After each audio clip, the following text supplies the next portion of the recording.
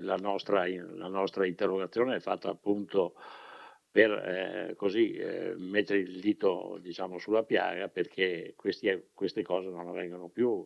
Ricordo che la rabbia silvestre che è stata debellata proprio sui nostri territori, e qua dobbiamo ringraziare il sindaco Miato, che a suo tempo è stato per tanti anni veterinario di Luis e membro del zoo profilatico, e è stata debellata proprio con un sistema di vaccinazione che è stato poi copiato a livello mondiale. Quindi il lavoro fatto e fatto bene non può essere così invalidato da delle negligenze. Le negligenze è giusto che comunque vengano, non dico debba pagare, però far capire che questo non deve più avvenire, quantomeno sì. Questo è il senso della nostra interrogazione. Poi per il resto, ripeto, il responsabile sanitario è il sindaco, e il sindaco, diciamo, ha fatto l'ordinanza che giustamente andava fatta. Però chi ha provocato questo danno, qualcuno lo dovrebbe anche convocare. Grazie. Allora, questi erano il punto 5, 4 e il punto 5, che quindi chiudiamo, per passare al punto 6. Ah sì, prego. No, dico io che può darla. Prendate. Sì, prego. Chiedo scusa, intervengo, mi sono riallacciato, scusate, le due interrogazioni per dare ulteriori informazioni per la vaccinazione. Non le ho date prima, ma appunto aspettavo l'interrogazione. Quindi, a margine della risposta ai quesiti posti dai consiglieri, desidero informare tutti i proprietari di cani e gatti che la vaccinazione antirabica è obbligatoria come prevenzione alla diffusione del virus della rabbia, che ricordiamo essere un virus che in Italia appunto non è più riconosciuto come endemico, ma che in molti paesi risulta essere ancora presente, cioè chi va in Croazia, ad esempio, deve per forza fare il vaccino antirabico. Vorrei ricordare, tra l'altro, che è stato detto dai consiglieri che fino agli anni 80 e 90 in Italia la vaccinazione antirabica veniva fatta regolarmente, e ricordo anche che negli anni 2012-2014, nel triennio, era obbligatoria per tutta la regione del Veneto, quindi più volte succede che ogni tanto c'è da fare la campagna antirabica perché succedono dei casi. La vaccinazione, come è stato detto, è gratuita, è sufficiente prenotare sul sito dell'ULSS l'appuntamento presso i centri vaccinali istituiti in via Vittorio Emanuele II, ex sede ATM, e presso la sede dell'Associazione Prealpi Soccorso in via Meucci, in zona industriale, aperti dalle 9 alle 18. Mi corre l'obbligo di ringraziare tutti coloro che in modo puntuale e professionale hanno fin da subito attivato tutte le procedure per questa emergenza sanitaria. Ringrazio tutto il personale dell'ULSS 2 Marca Trevigiana, il direttore generale dottor Bizzarri, la dottoressa Eliana Schiavon, direttore della struttura complessa servizio veterinario di sanità animale, la dottoressa De Marco, direttore sanitario, la dottoressa Simona Sforzin, direttore dei servizi sociali sanitari, e tutti i medici veterinari che stanno vaccinando anche le colonie feline. È corretto evidenziare che queste persone, questi professionisti si stanno dedicando notte e giorno a far fronte a queste emergenze e ad organizzare la struttura operativa. Quindi come cittadini, e io come sindaca, dobbiamo riconoscere la validità della nostra sanità pubblica. Ringrazio la direzione regionale della Regione Veneto, Sanità del Veneto, ringrazio il comandante della polizia locale della nostra città, gli agenti del comando, l'architetto Miele dell'Ufficio Manutenzione e Patrimonio e la dottoressa Costalonga e il personale di uffici. Rivolgo un particolare ringraziamento alle associazioni della Protezione Civile del nostro comune e dell'Unione Montana, qui l'ingegner Grando e il sindaco Fregonese, presidente dell'Unione Montana, e ringrazio le associazioni che stanno dando una grossa mano, cioè la Prealpi Soccorso, l'AVAB Vittorio Veneto, l'AVAB Ravine Lago, l'ANA Gruppo Protezione Civile, l'ARI, l'AVAB Valdobbiadene, l'Associazione Carabinieri in Congedo, i cui volontari, ricordo, si stanno turnando per un importante servizio logistico e di supporto. Ringrazio anche i numerosi volontari e volontari delle associazioni che si occupano di animali e in particolare delle colonie feline che stanno collaborando. Grazie anche a Prealpi Soccorso per aver messo a disposizione la loro sede. Le ultime informazioni che do, visto che abbiamo per prenotare basta entrare nel sito dell'ULSS, c'è la possibilità per i gatti o per gli animali che sono sprovvisti di microchip di essere identificati con procedura contestualmente all'applicazione del microchip secondo una tariffa regionale vigente pari a 21 euro, con pagamento elettronico da effettuare direttamente nella sede vaccinale, e quello solo per il microchip, ricordo che il vaccino è gratis. Per il rimborso delle vaccinazioni già effettuate, i proprietari di cani e gatti che l'hanno effettuata tra il 29 maggio e il 10 giugno possono richiedere il rimborso, sempre entrando nel sito dell'ULSS e compilando l'apposito modulo. L'importo massimo rimborsabile è di 55 euro per ciascun animale. E con questo ho finito, chiedendo a chi appunto ha la proprietà di cani e gatti di portarli a vaccinare. Grazie. I cani a Ponzano sono seguiti? Sì. I cani a Ponzano sono visitati regolarmente dai proprietari, anche quotidianamente, e i veterinari a Ponzano hanno creato una struttura decorosa naturalmente col giardino, e naturalmente sono monitorati e i proprietari possono andare giornalmente. Allora, la quarantena è di 6 mesi, sì. Allora, ecco, su questo io vorrei dire che ci sono le normative sanitarie in materia, quindi applicate dal Servizio Sanitario Regionale, e che sono quello degli animali. L'alternativa, la dico brutta, scusate, siamo in Consiglio Comunale, era l'abbattimento degli animali.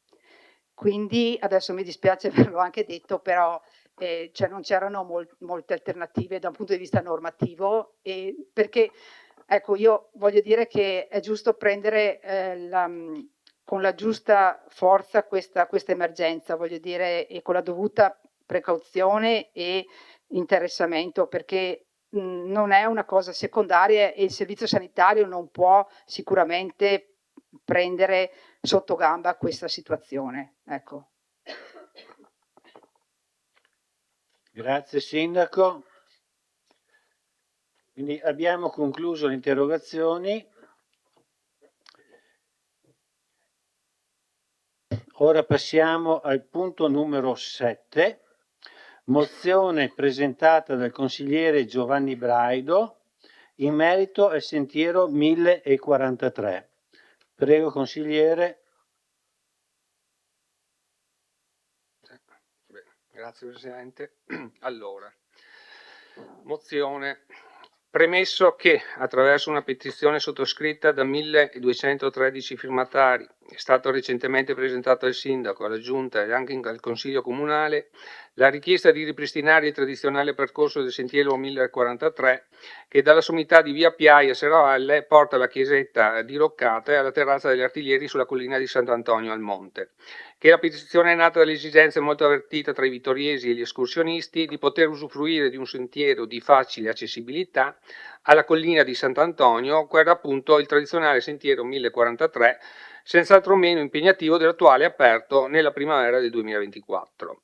Che il tradizionale sentiero 1043 era un percorso ben conosciuto, alquanto frequentato e riportato in tutte le mappe sentieristiche, a partire dalla mappa dei sentieri dell'Unione della Proloco del Vittoriese, risalente ad oltre 25 anni fa.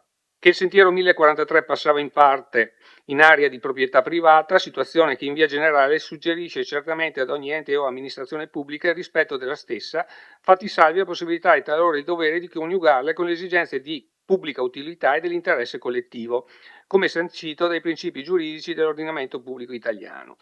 Che il tratto di percorso del tradizionale sentiero 1043 interessa una piccola porzione della citata proprietà privata, che oltretutto potrebbe ulteriormente ridursi in ipotesi di un ripristino del sentiero originario, con un eventuale utilizzo del giardino segreto di proprietà comunale in sostituzione della parte iniziale del 1043 tra la sommità di via Piai e l'inizio effettivo del percorso sotto le torri e le vecchie mura ovest di Serravalle. Che tale percorso è stato effettuato dai cittadini tutti da oltre 20 anni attraverso un passaggio pacifico, ininterrotto, ultraventennale, prima della chiusura del novembre 2023. Che è pacifico l'interesse pubblico e non solo, che non risulterebbero agli atti documenti formali registrati in relazione a detto passaggio, che da una soluzione concordata e condivisa tra proprietà e comune deriverebbe un indiscusso beneficio per la collettività cittadina e per i molti escursionisti appassionati delle nostre colline, che da una soluzione concordata e condivisa deriverebbe un doveroso apprezzamento per la sensibilità dimostrata dalla proprietà verso le aspettative della comunità vittoriese. Il Consiglio Comunale invita l'amministrazione comunale ad avviare un confronto immediato con la proprietà per verificare tutte le soluzioni concretamente percollibili, per individuare prima e realizzare poi in sicurezza e nel rispetto della proprietà privata una fascia di passaggio pubblico che consenta il ripristino del tradizionale sentiero 1043 nel tratto sommità di Via Piai, Mura di Serravalle, Sant'Antonio al Monte e Terrazza degli Artiglieri. Nel contempo valutare nell'ipotesi di indisponibilità del privato ad una soluzione concordata e condivisa, ovvero tutte le eventuali strade percollibili sul piano legale per il ripristino del percorso pedonale del sentiero 1043, quale era fino al novembre 2003. Due considerazioni velocissime. Sì, 23. Cosa ho detto? 2023, sì. Due considerazioni velocissime. Allora, la prima è che la chiusura è avvenuta nel 2023, quindi, signor Sindaco, ritengo che in giunta e all'esterno della giunta sapessero che potevano depositare un provvedimento d'urgenza, alias possessoria, per ripristinare lo status quo ante e nel contempo, nel merito, presentare un'azione di usucapione. Abbiamo perso 2 anni.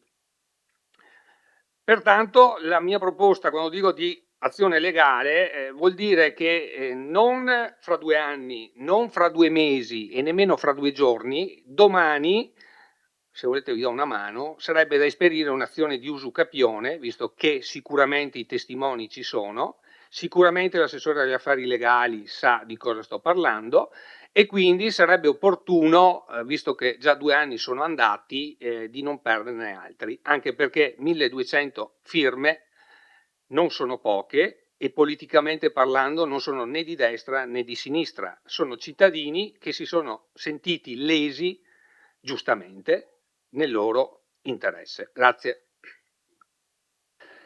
Grazie consigliere Braido. Allora, terminata l'esposizione, apro la discussione e invito i consiglieri a prenotare l'intervento, l'eventuale intervento.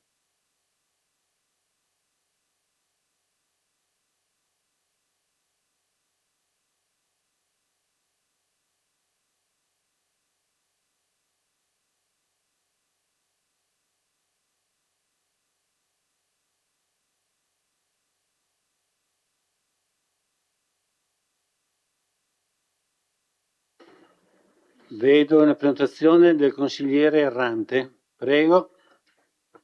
Grazie Presidente. Desidero innanzitutto esprimere il mio sostegno alla Sindaca e alla Giunta per il costante lavoro di mediazione che stanno portando avanti e con impegno che stanno portando avanti da tempo e anche con senso di responsabilità nel tentativo di individuare una soluzione condivisa a questa vicenda. Da sereavallese o quasi, credo di interpretare il sentimento di molte famiglie e residenti che hanno visto chiudere il sentiero 1043, un luogo molto importante per la nostra comunità. Lo storico percorso conduce inoltre alla chiesetta di Sant'Antonio e alla terrazza degli Artiglieri, luoghi legati alla memoria, alla storia e alle tradizioni di Vittorio Veneto. Per generazioni è stata meta di passeggiate, incontri e momenti vissuti a contatto con la natura. La sua chiusura rappresenta non solo un disagio pratico, ma anche una perdita effettiva culturale per molti cittadini. Per questo motivo è giusto chiedere chiarezza sulle motivazioni della chiusura e tempi certi per il ripristino del percorso. Auspichiamo una rapida riapertura del sentiero nel rispetto della sicurezza e della tutela del suo valore storico e paesaggistico. La riapertura sarebbe un segnale di attenzione verso la memoria collettiva, la qualità della vita dei residenti e la valorizzazione del nostro territorio.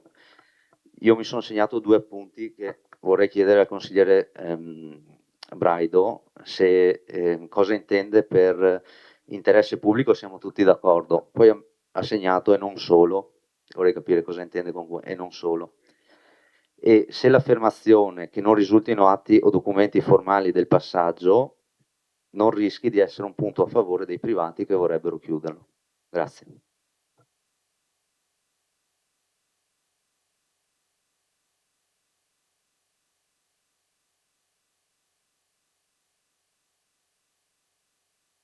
Vabbè. Verificare se ci sono eventuali scritti recenti relativi eventualmente, recenti o non intendo recenti di un anno, può essere anche di 5 anni fa, 6 anni fa, 7 anni fa, qualche compromesso, qualcosa che possa, come dire, aver interrotto quel passaggio pacifico pubblico, appunto che dico ininterrotto in buona fede. Se non c'è, e quello è un passaggio privato sul quale per oltre 20 anni, e lo sappiamo tutti, insomma anche chi non è del mestiere, se tu passi sopra per oltre 20 anni pacificamente, in buona fede, su un terreno anche privato e non vi è nessun, come dire, nessun blocco, nessuna ostazione, puoi chiederne l'usucapione, insomma, di quel passaggio, secondo me.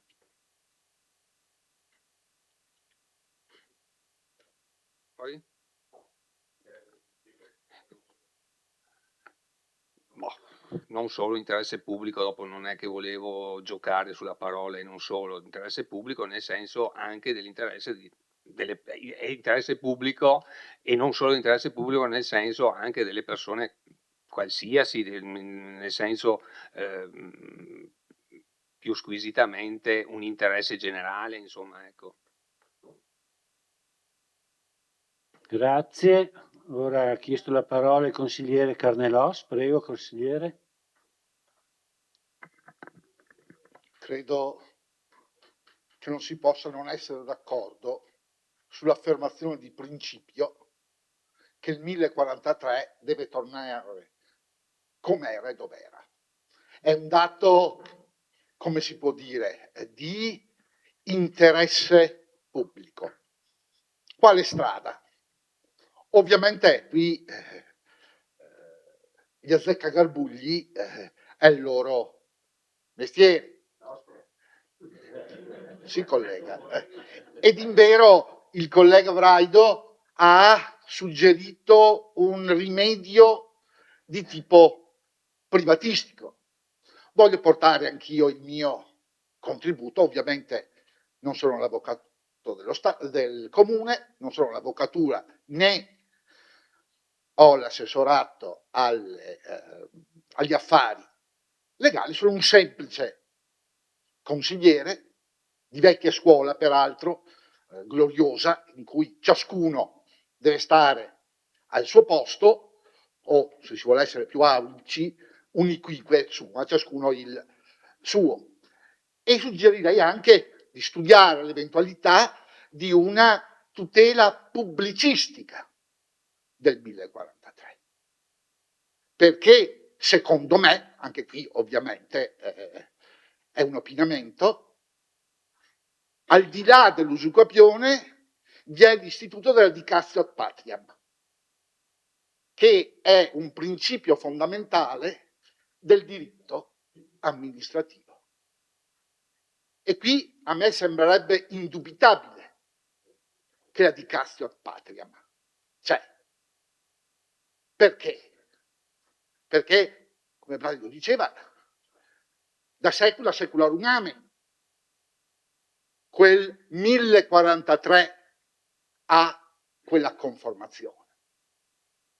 Lo troviamo negli itinerari, lo troviamo in semplici escursionisti, lo troviamo, basta andare alla scuola da Ponte, ne ho conoscenza diretta, e fino a qualche anno fa degli insegnanti di lettere portavano le scolaresche proprio in quel percorso per arrivare fino alla chiesetta di Sant'Antonio, e lì ovviamente a seconda delle loro competenze quegli insegnanti di lettere, quindi peraltro anche sotto il profilo testimoniale sono sicuramente inattaccabili,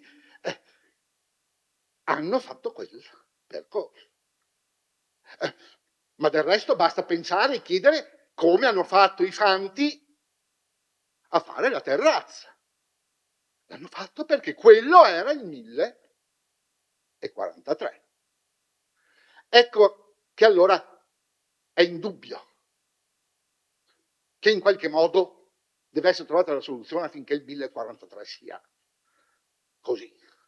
Io, a dire la verità, insomma, sono un consigliere comunale, vorrei mettere, come si dice, in cauda venenum. Nel senso che è davvero, io me l'ho trovato da consigliere, paradossale che da un certo momento zac, qualcuno si sogni di fare un altro anello. E lì, scusatemi, qualche combine deve esserci stato. Perché altrimenti non me lo spiego. O, meglio, che potesse essere una soluzione transitoria. Siccome l'ordinanza aveva ad oggetto mettere a posto in sicurezza per emergenza, facciamo l'altro perché rendere possibile la non interruzione del percorso. Ma questa doveva essere la funzione di quella bretellina, che peraltro mi hanno detto, io sono vecchietto, io non l'ho mai fatta, mi hanno detto che, mentre ho fatto, che ci sono arrivato per quel percorso, l'altro mi dicono che è notevolmente pericoloso, o quantomeno non certo agevole e scevro da ogni possibilità di inciampo o di caduta. È vero che credo che da quel punto le scolaresche, se fossi un insegnante, avrei preoccupazione, ma che un ragazzino cada. Ecco allora, ben venga la mozione del collega e auspico che davvero si possa in tempi brevi avere la disponibilità del 1043. Aggiungo un'ulteriore riflessione, il fatto che dal 2023 quel percorso non sia più utilizzato ha determinato innanzitutto una notevole diminuzione, perché come vi dicevo prima l'altro percorso è pericoloso e di conseguenza ciò ha determinato una, come si può dire, cattiva manutenzione del sentiero, le erbacce, le sterpaglie, prima quando ci camminava sopra, ora non ci va più nessuno ed è davvero problematico. Tanto per, visto che capita l'occasione, per informare i colleghi consiglieri e chi ci ascolta da casa e il pubblico, va detto che io insieme al sindaco, non più tardi di lunedì scorso, in Comunità Montana, guarda caso c'era una informativa circa i sentieri, abbiamo fatto presente questa problematica e così abbiamo buttato là anche l'idea, siccome probabilmente ci saranno dei finanziamenti ai comuni della Comunità Montana, abbiamo buttato là con il sindaco l'idea, ci attiviamo e potrebbe essere proprio il 1043 uno dei sentieri a cui il comune di Vittorio Veneto su cui si potrebbe focalizzare per eventualmente appunto ottenere questo tipo di finanziamento. Chiudo proprio. Nella Combine la cosa che mi ha colpito è che quell'ordinanza, pur come si può dire legittima e probabilmente all'epoca doverosa, non ha termini. Davvero singolare la cosa, perché tutti voi sapete, o forse siete stati anche voi oggetto talvolta di interventi comunali in cui si invita i diffidi a voler provvedere entro 30 giorni e per quel periodo ovviamente si chiude, ma trascorsi 30 giorni lì il termine, così angelicamente non c'è. Grazie. Grazie consigliere Cornelos.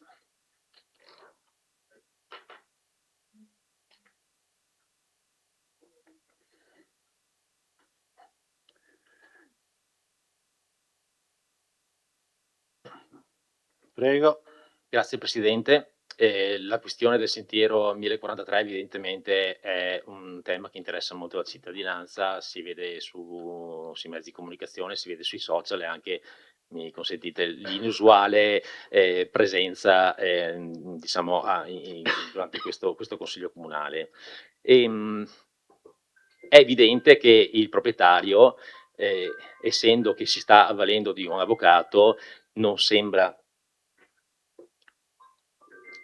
avere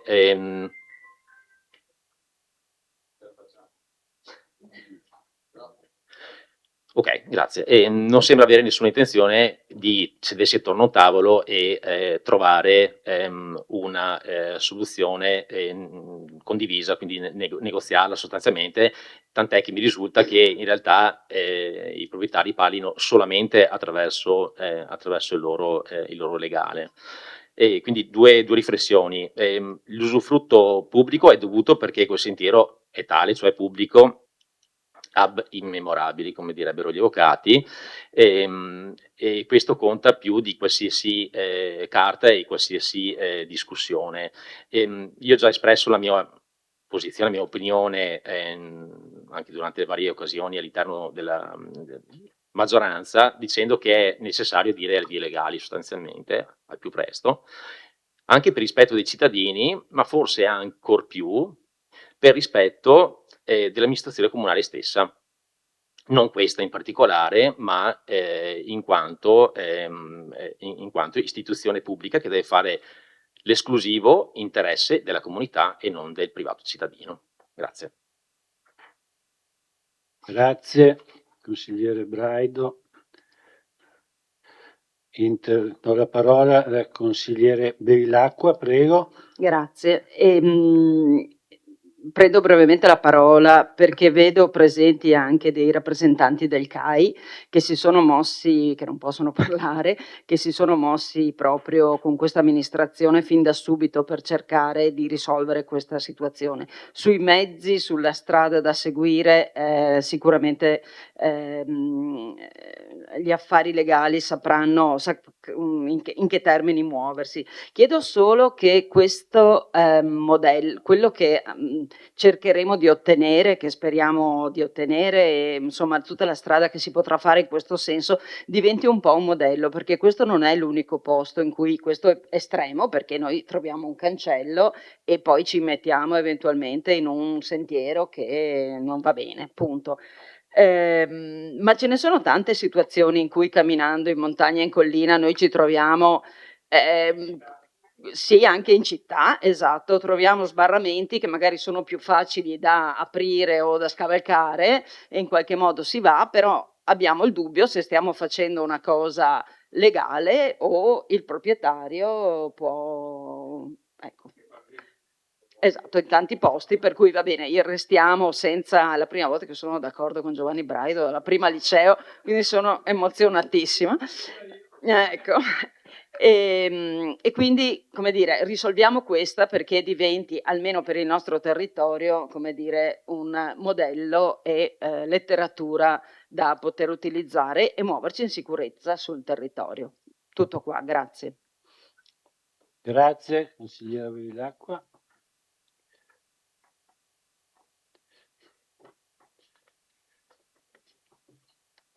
Vi invito a prenotarsi se ci sono altri consiglieri che intendono intervenire.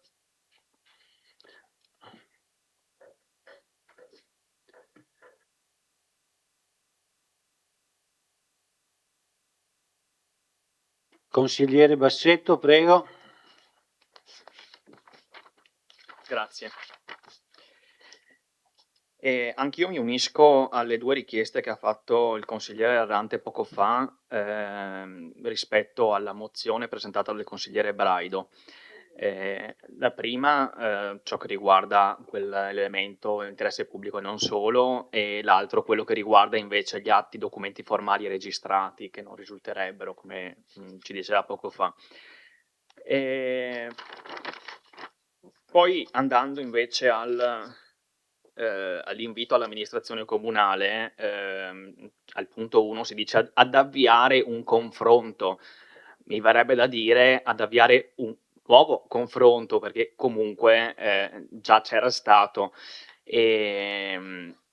Ricordo che il 10 aprile, in risposta alla mia interrogazione, la sindaca si era riservata la risposta al punto 5. Nello specifico avevo chiesto in allora se ci fossero delle ragioni ostative alla riapertura del tradizionale sentiero. In relazione a quello si era riservata la risposta, ricordo, proprio perché c'era stata una manifestazione da parte della proprietà a interloquire con l'amministrazione, quindi ad avviare un confronto mi sembra un pochino restrittivo, mi pare più corretto nei confronti di tutti ad avviare un nuovo confronto. Nel punto 2 invece, nel contempo, valutare, nell'ipotesi di indisponibilità del privato, ad una soluzione concordata e condivisa. Volevo chiedere, valutare che cosa? Perché poi c'è quello ovvero che non riesco a comprendere, sembrano quasi due, che manchi qualcosa oppure che ci sia un elemento in più. Il numero 2, sì.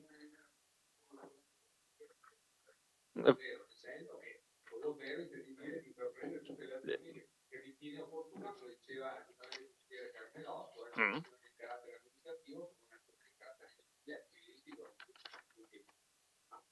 Io ho dato la mia, sì. Ho dato la mia, come dire, opinione e credo che sia quella. Dopodiché, pur che si risolve il problema dopo 2 anni, credo che insomma bisogna parlare tanto. 2 anni. Sì, no, ma dico, ma siccome questo poi è comunque un atto che andiamo a votare, non vorrei che fosse ambiguo o che lasciasse margini a. Lei sa che io non sono pragmatico, non sto a toccare sulle parole, nel senso che se ritenete di togliere la parolina, toglierla. L'importante è raggiungere il risultato.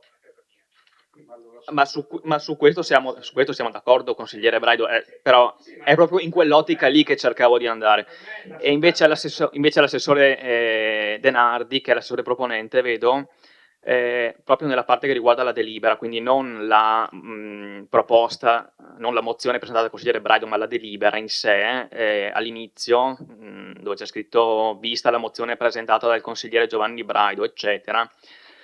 Si arriva a un punto in cui si dice nella quale si invita l'amministrazione comunale ad avviare un confronto immediato con la proprietà al fine di realizzare in sicurezza una fascia di passaggio pubblico che consente il ripristino del tradizionale sentiero 1043 o di valutare, in caso di indisponibilità del privato, una soluzione concordata e condivisa anche dal punto di vista legale. Qui non riesco a comprendere questo passaggio. Sono altre transazioni durante la causa o nell'ambito delle mediazioni?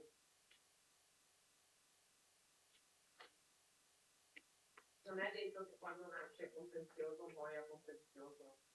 Insegnano i colleghi, sono. Dopo. No.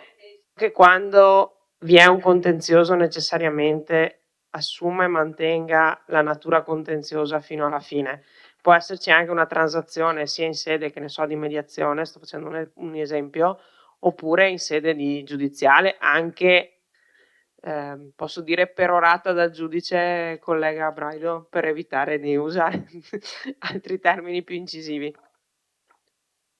Quindi non è detto che la soluzione concordata e condivisa non arrivi attraverso un'azione legale in senso detto in termini generici.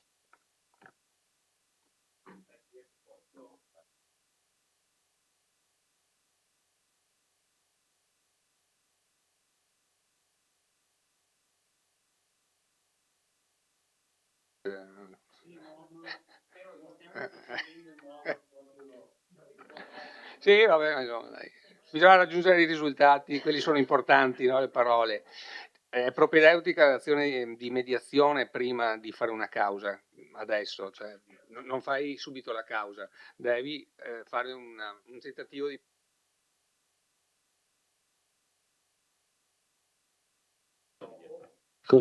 Consigliere Bassetto, se vuoi concludere il suo intervento, perché adesso. Sì, no, grazie delle precisazioni. Niente, rilego un attimo e eventualmente intervengo nuovamente se c'è necessità. Grazie. Grazie consigliere.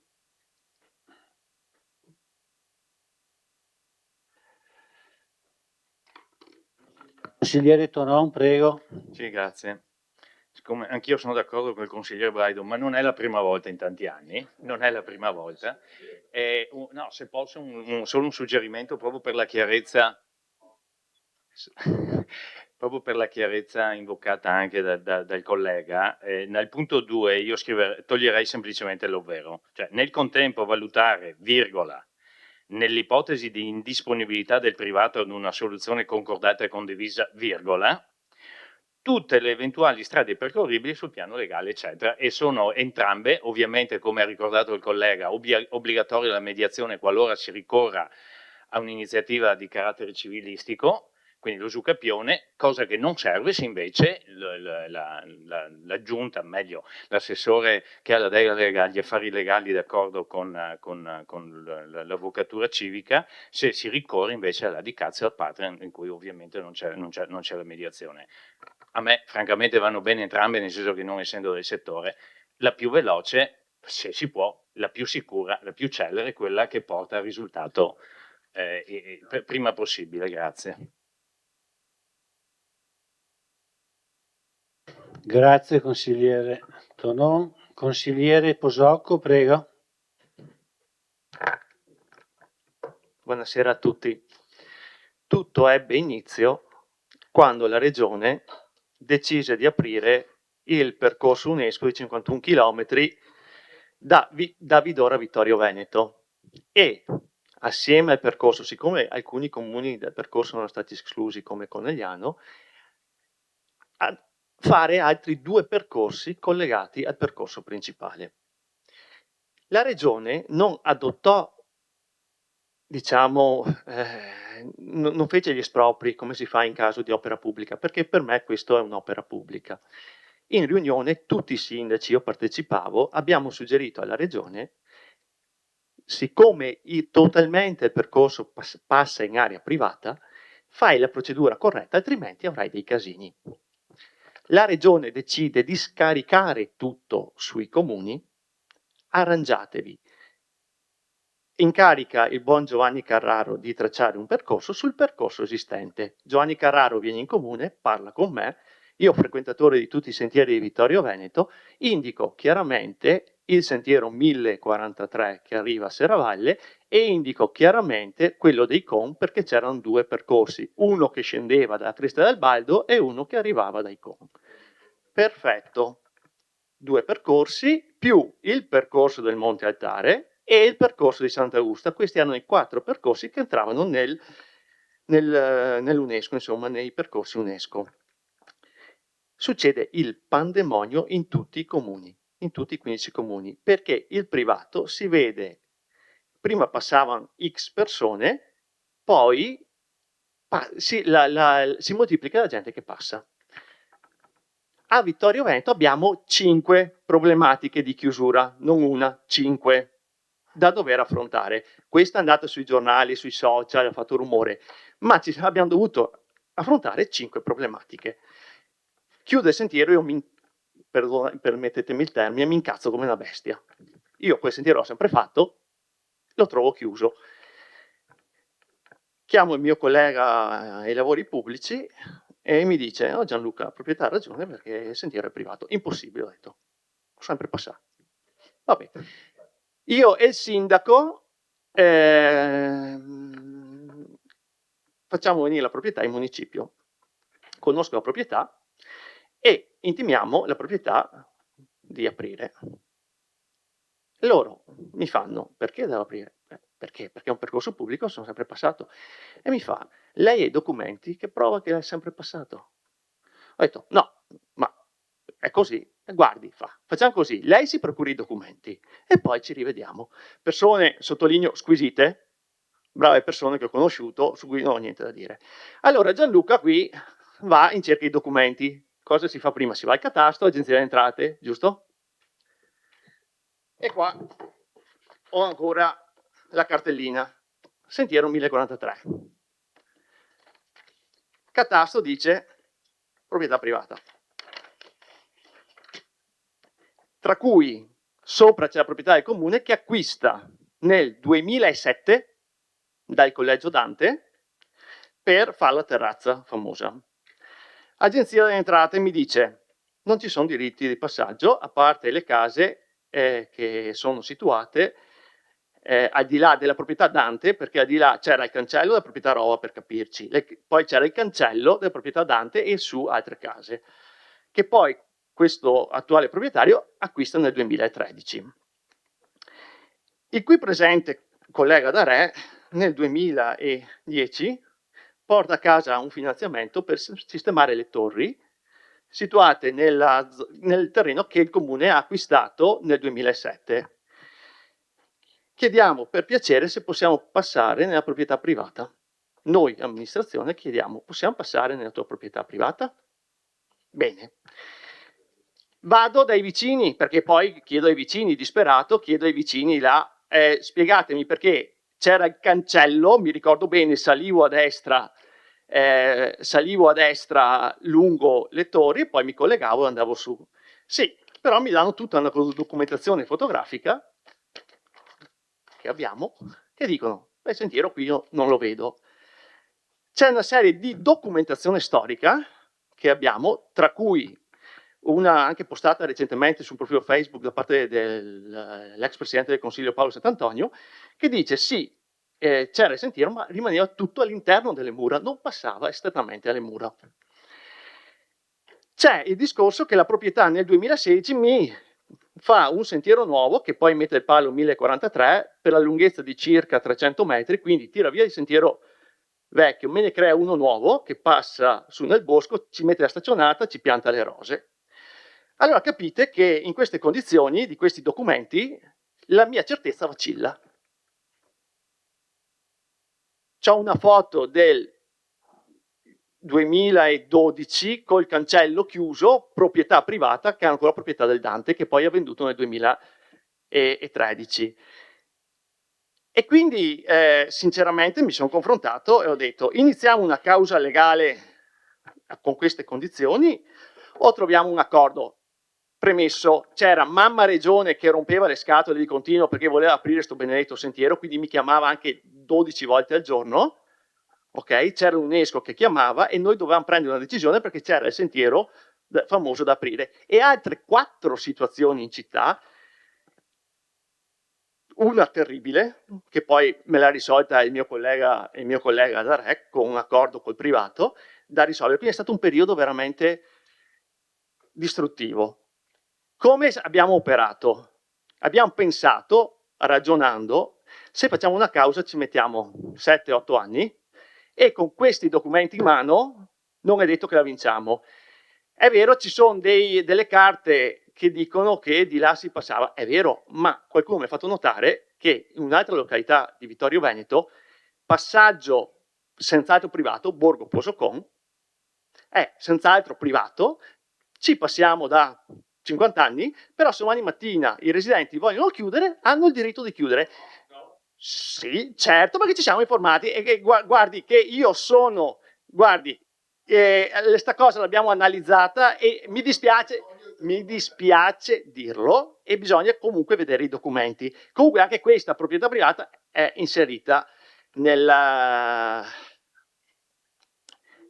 No, anche questo sentiero è tracciato nelle carte, quindi capite l'imbarazzo nostro nel prendere una decisione con un sentiero che senz'altro bisognava aprire il sentiero UNESCO, con la difficoltà di andare a intentare una causa con documenti alla mano e sono stato il primo a ricredermi vedendo le carte, ragazzi, io ero straconvinto, ma vedendo le carte non sono più così straconvinto.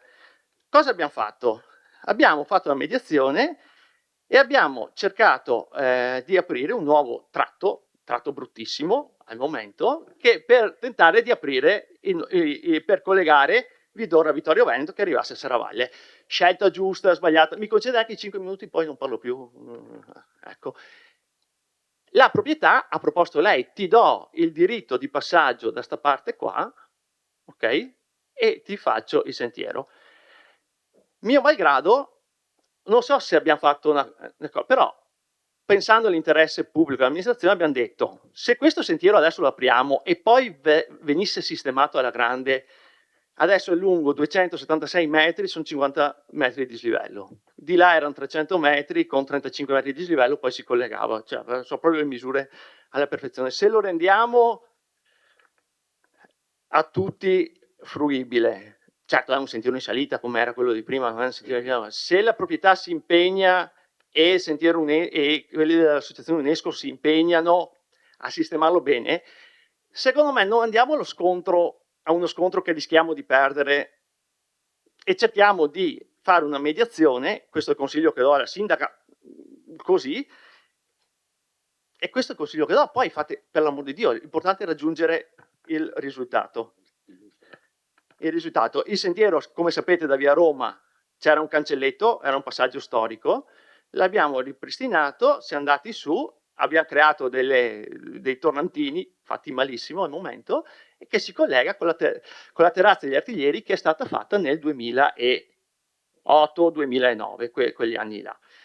Questa è la situazione. Poi se voi siete bravi e portate a casa, riaprite, però la domanda che mi faccio è qui, non so se la cosa... Io vi ho illustrato come abbiamo agito e perché abbiamo agito in una certa maniera.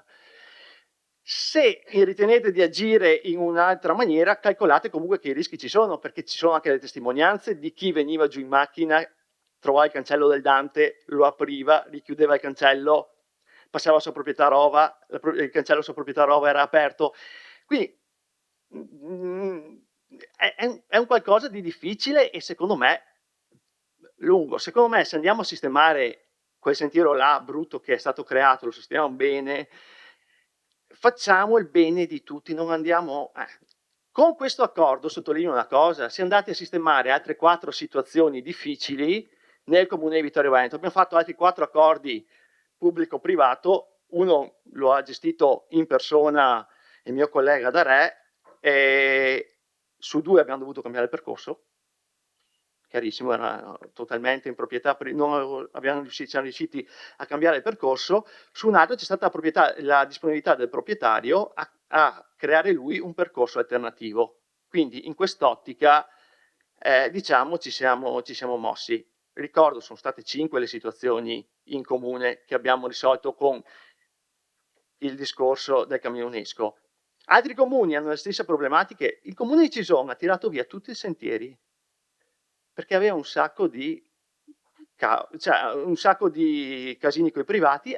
Il percorso, se voi fate il percorso UNESCO nel comune di Cison di Valmarino, lo fate tutto in pista ciclabile e strada d'asfalto, strada comunale, perché veramente non si riusciva a tutte queste difficoltà col privato non si riuscivano a risolvere. Quindi sindaco, il consiglio che do, io sono stato sempre zitto in questi 2 anni, ma la soluzione che secondo me, senza star là a far cause, intentare cause, abbiamo uno sbocco alla terrazza degli artiglieri, rendiamolo fruibile a tutti tramite un intervento veramente fatto bene e chiudiamo il discorso. Sono il primo che dice, però qui il proprietario ci ha proposto una soluzione, non ha detto chiuso, come è successo in Duomo hanno chiuso dei sentieri storici e l'assessore De Antoni lo sa, e non ci hanno dato alternativa. L'hanno chiusi e basta. Grazie consigliere. Grazie, se mi dava un altro minuto come a carne e ossa, cioè non è che... Beh, ma è anche per rispetto per gli altri sì, ma io ho detto che non parlo sta facendo il doppio del penso tempo. che fosse anche interessante dare un punto di vista un po' diverso di quello che è successo. Grazie. Grazie. Azione del consigliere Dare, prego. Sì, ringrazio il Presidente che ha lasciato lo spazio al consigliere Posocco, anche perché ha la parte storica e diciamo tutta la costruzione di questo percorso, premesso che sono uno dei 1000 firmatari di quelle, quindi a suon di dubbio è chiaro che per 1000 motivi. Motivo principale perché ricordo che quando ero in consiglio regionale con il bando Città Murate ho portato mi pare 600, 700, non mi ricordo più, quanti soldi per il restauro delle ultime 2 torri, quelle che sono il proprietario del comune. Quindi la sensibilità storica e soprattutto il passaggio di questo percorso hai ok là? Non va bene? No.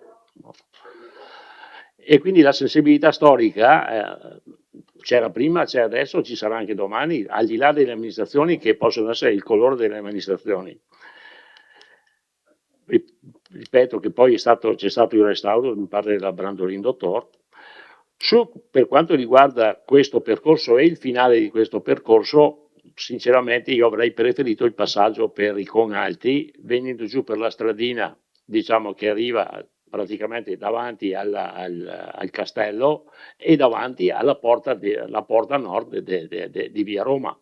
Quindi diciamo dal punto di vista storico, dal punto di vista diciamo così anche paesaggistico sarebbe stato un qualcosa di secondo me più bello, però si è deciso così, ci sono queste problematiche, ma credo che andare in contenzioso con la parte privata, lo abbiamo visto sulla pista ciclabile lungo il Meschio, ci aveva impiegato 10-15 anni per risolvere il problema, buoni. Alla fine abbiamo avuto anche diciamo, il tribunale che ci ha dato ragione nel senso che non ci ha fatto spostare la ciclabile e come è nata l'abbiamo pagato, si paga, insomma l'esproprio va pagato anche perché se è stato fare un esproprio senza dare comunicazione qualcuno si potrebbe anche arrabbiare se succede. Ripeto, il passaggio, diciamo, sotto il Monte Altare, da parte di qua, e qua vado a ringraziare pubblicamente in questo momento, il signor Foda, che ci ha dato l'ok per passare. Ha chiesto chiaramente che lui in aiuto, c'era un muro di sassi che era praticamente franato, lo abbiamo ricostruito anche credo con non tantissimi soldi e quindi quella parte di percorso e quella parte diciamo così, di criticità è stata salvata diciamo, con il dare e avere e soprattutto con il buon senso che secondo me bisogna risolvere anche in questa occasione. Ripeto, il passaggio al sotto dal cancello è sicuramente importante, bellissimo. Ripeto, ci sono tanti accessi, soprattutto si arriva sulla terrazza degli Alpini, ma si arriva, ripeto, alle torri. Adesso sta all'amministrazione trovare una soluzione. Io, prima di andare in guerra, penso alla diplomazia, dopo se poi non si può, si arriva al resto. Ripeto, come ho detto, io sono uno dei firmatari. Ritengo che l'amministrazione, e l'ha illustrata Posocco, ma mi pare che ci siano anche delle soluzioni, se poi gli date la possibilità di parlare, qui 3 minuti direi a Emi, direi a lui. Grazie.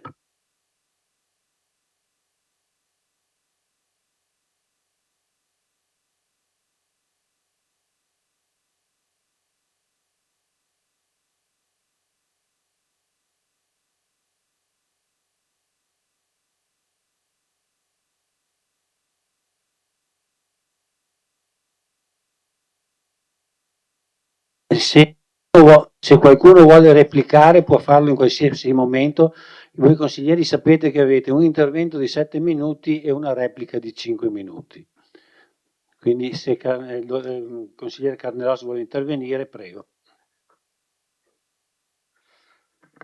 Io ringrazio la descrizione dei fatti che ha fatto Posocco, che in realtà se nel primo intervento l'avevo posto come una supposizione o una deduzione indimostrata il fatto che tutto fosse avvenuto in accordo, che ci fosse stata un'interlocuzione fra privati e amministrazione, ovviamente dagli atti pubblici non risulta.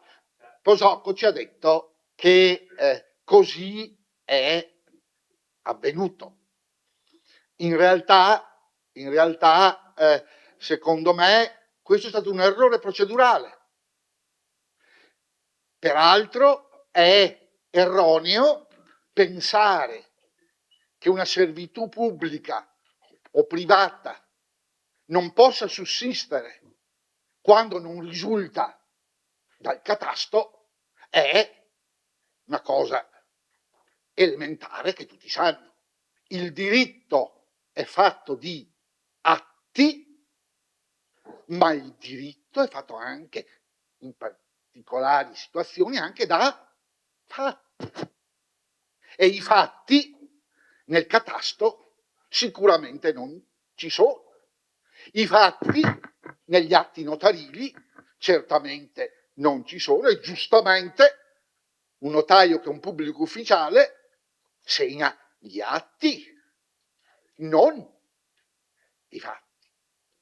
A parte il fatto che il consigliere Posocco avrebbe dovuto lui stesso pensare, ma se io sono passato, io sono un quidam de populo, e quindi vuol dire che qualcosa ci deve pure essere. Quello era un fatto. Sicuramente se cercava in catasto o nei registri immobiliari il giorno tal di tali è passato il consigliere Posocco, anzi il cittadino Posocco, questo non lo trova. Come non trova è passata la terza B della scuola da Ponte con il professor Bescalcin. Non lo trova, ma sono fatti avvenuti e dimostrati. Quindi sotto questo profilo, in realtà, se, e così mi pare contraddittorio, Darè vuole, e giustamente, ha firmato la petizione per ristabilire il 1043, e quella è la strada.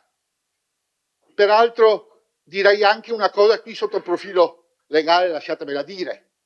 Non facciamo in questa pubblica seduta ipotesi alternative condivise, perché poi ci possono essere riversate contro in un eventuale contenzioso. Così come, e su questo gli do ragione, può esserci rivoltata contro, io ovviamente non l'ho visto, ma ci credo perché lei me l'ha detto, che c'è scritto che c'è una richiesta da parte del comune di poter passare, mi piacerebbe, sì, mi piacerebbe tanto che cosa si è sognato a fare sta domanda, se tu ti passa, passi, e mi comunque domande, ma non sta in cielo in terra, lei capisce come, quindi attualmente sotto il profilo strettamente giuridico alternativo è meglio non dire nulla in questa pubblica seduta. E vede, consigliere Posocco, anzi ex vice sindaco Posocco, perché ne parlava nella sua veste di vice sindaco, non le è sorto il problema di dire la soluzione? Ma io sono il comune, adesso glielo dico, fate un'ordinanza contingibile urgente che serve per fare il percorso dell'UNESCO. Sarà più pubblicistico di questo, si fa l'ordinanza. Questo dopo, per carità, ognuno amministra, fa, ma questa è la prova provata che molte volte gli errori fatti da alcuni ricadono su altri. Le rogne maldestramente fatte in passato ovviamente ora si ritorcono con chi c'è adesso. E davvero è singolare che la petizione la firmi anche il consigliere Darè, che era autorevolissimo all'epoca, anche come funzione, e avrebbe potuto dire, credo, ecco, che se fosse stato Darè che aveva le redini in mano, avrebbe detto o così o pomì, non qua, zun, zin, zon, altri passaggi. Grazie, ho finito. Grazie, consigliere Carnelossi.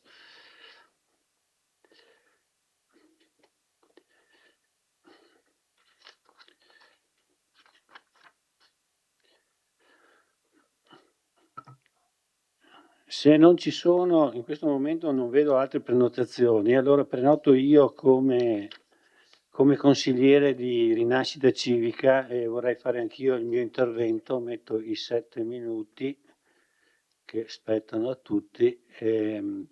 Sì, io trovo la questione tanto semplice quanto complessa. Semplice nel senso che io nella mia ricerca ho trovato un unico atto che riguarda il Sentiero 1043. È la famosa ordinanza del 2023 con la quale il sindaco facente funzioni ordina al proprietario del muro la chiusura del passaggio e il ripristino della sicurezza.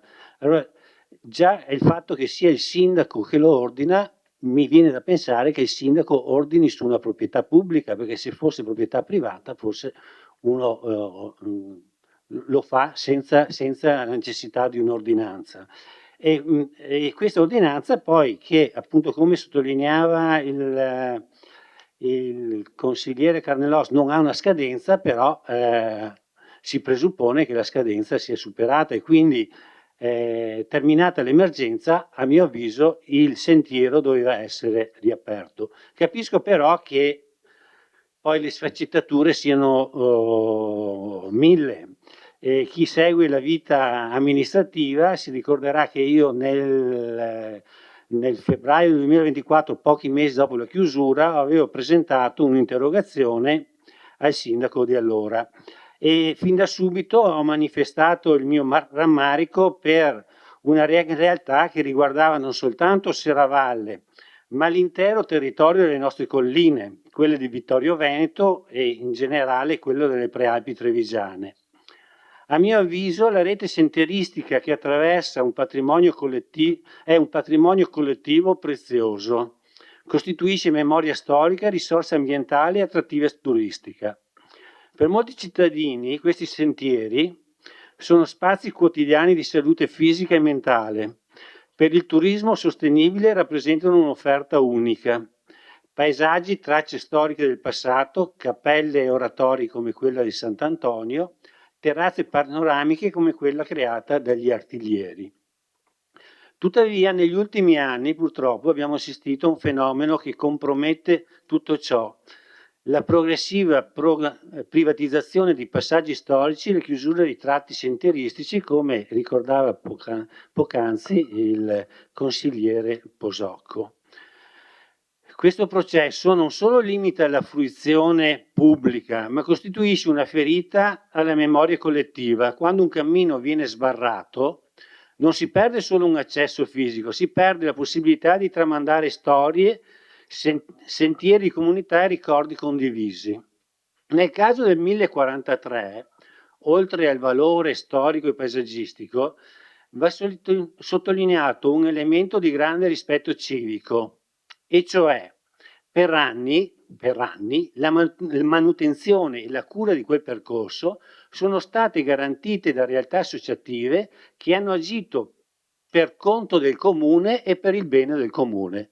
Cioè il comune ha incaricato, e posso citarle, una è la GESCI, una è stata l'Associazione Artiglieri d'Italia, una è stata la scuola in maratona, forse non sono sicuro l'Associazione Alpini, e mi scuso se dimentico qualche altra associazione. Quindi la chiusura odierna non può essere retta senza riconoscere l'impegno di queste persone e il debito di gratitudine che la comunità deve a queste associazioni. Per questo, a mio avviso, e condivido la mozione presentata dal consigliere Giovanni Braido, e lo ringrazio, perché ritengo necessario che l'amministrazione intervenga con decisione per verificare le motivazioni e le condizioni che hanno portato alla chiusura del sentiero, eventualmente per insistere con un dialogo con i proprietari interessati, inoltre per promuovere politiche locali che impediscano future privatizzazioni di tratti storici, magari attraverso accordi di servitù o protocolli di intesa o pratiche di gestione condivisa. e anche, per come ho detto prima, per sostenere e valorizzare il lavoro delle associazioni locali con strumenti concreti, convenzioni, piccole risorse, campagne di volontariato. Quindi confidiamo nell'impegno della Giunta per trasformare questo disagio che ha creato la situazione del 1043 in una opportunità. Preservare il nostro patrimonio sentieristico, farlo conoscere a chi pratica il turismo di prossimità e riconoscere pubblicamente il valore delle associazioni che lo sostengano e lo hanno sostenuto. Concludo con un sincero ringraziamento per tutti quei cittadini 1213 che, sottoscrivendo la petizione per la riapertura del sentiero, iniziativa, come è stato ricordato prima, spontanea e trasversale, senza nessuna matrice di partito o di gruppo, che hanno concesso di portare all'attenzione dell'opinione pubblica, della stampa locale e questa sera qui in questo Consiglio Comunale la questione della chiusura del 1043 e, come ho detto in premessa, la necessità di preservare la rete sentieristica della nostra città. Grazie.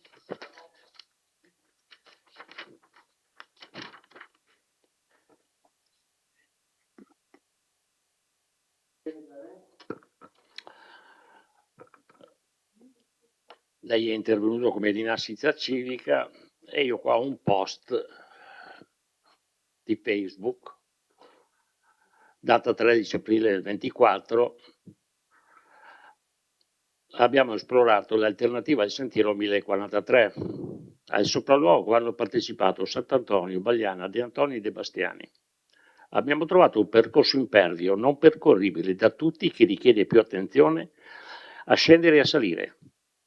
Molto, ma molto più impegnativo del sentiero 143. Sicuramente il nuovo sentiero non è percorribile di una certa età. Inoltre il sentiero è interrotto a metà da una recinzione. Oggi come oggi la chiesetta di Sant'Antonio non è raggiungibile da Serravalle e il comune non ha provveduto a indicare percorsi alternativi. Dal sopralluogo si evince che l'alternativa al classico percorso che raggiunge i resti della chiesetta di Sant'Antonio non può essere questo. Questa situazione si protrae da novembre dell'ordinanza sindacale. Aveva disposto la riapertura del sentiero 1043 entro il 30 marzo. Il sindaco Miatto ha informato i consiglieri comunali dei lavori di sistemazione del muro pericolante che sono eseguiti, perciò non è comprensibile perché sia ancora chiuso. Questo è quello post della sua. Tra l'altro conclude Rinascita Civica, i 4 dell'Apocalisse. Questo è un vostro problema, è documentato, cioè, l'avete scritto voi. Allora a questo punto risolvete il problema. E dovrebbe informarsi meglio perché i 4 dell'Apocalisse è un epiteto che è stato affibbiato, non si sono firmati così. E probabilmente l'avete fatto. Quindi se avete evidenziato il problema e dopo 2 anni non l'avete ancora risolto, il problema è vostro o mica nostro? O no? E nessuno ha detto che il problema è vostro, siamo qui per risolverlo. Forse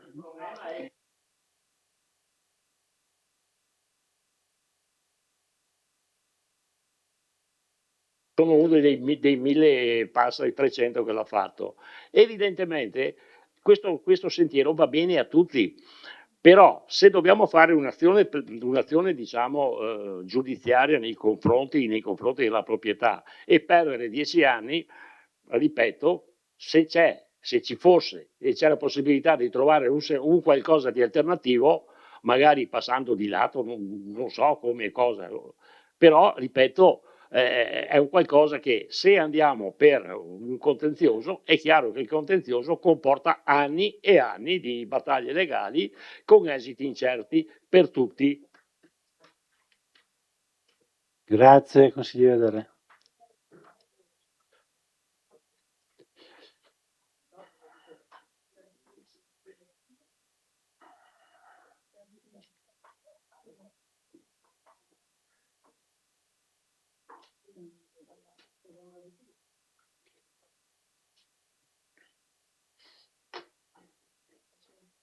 Meglio le finestre aperte.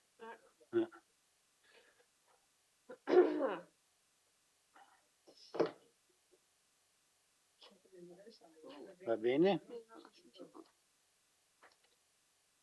Viene anche il bassetto, prima Matteo, prima il bassetto. Va bene? Sì. Grazie.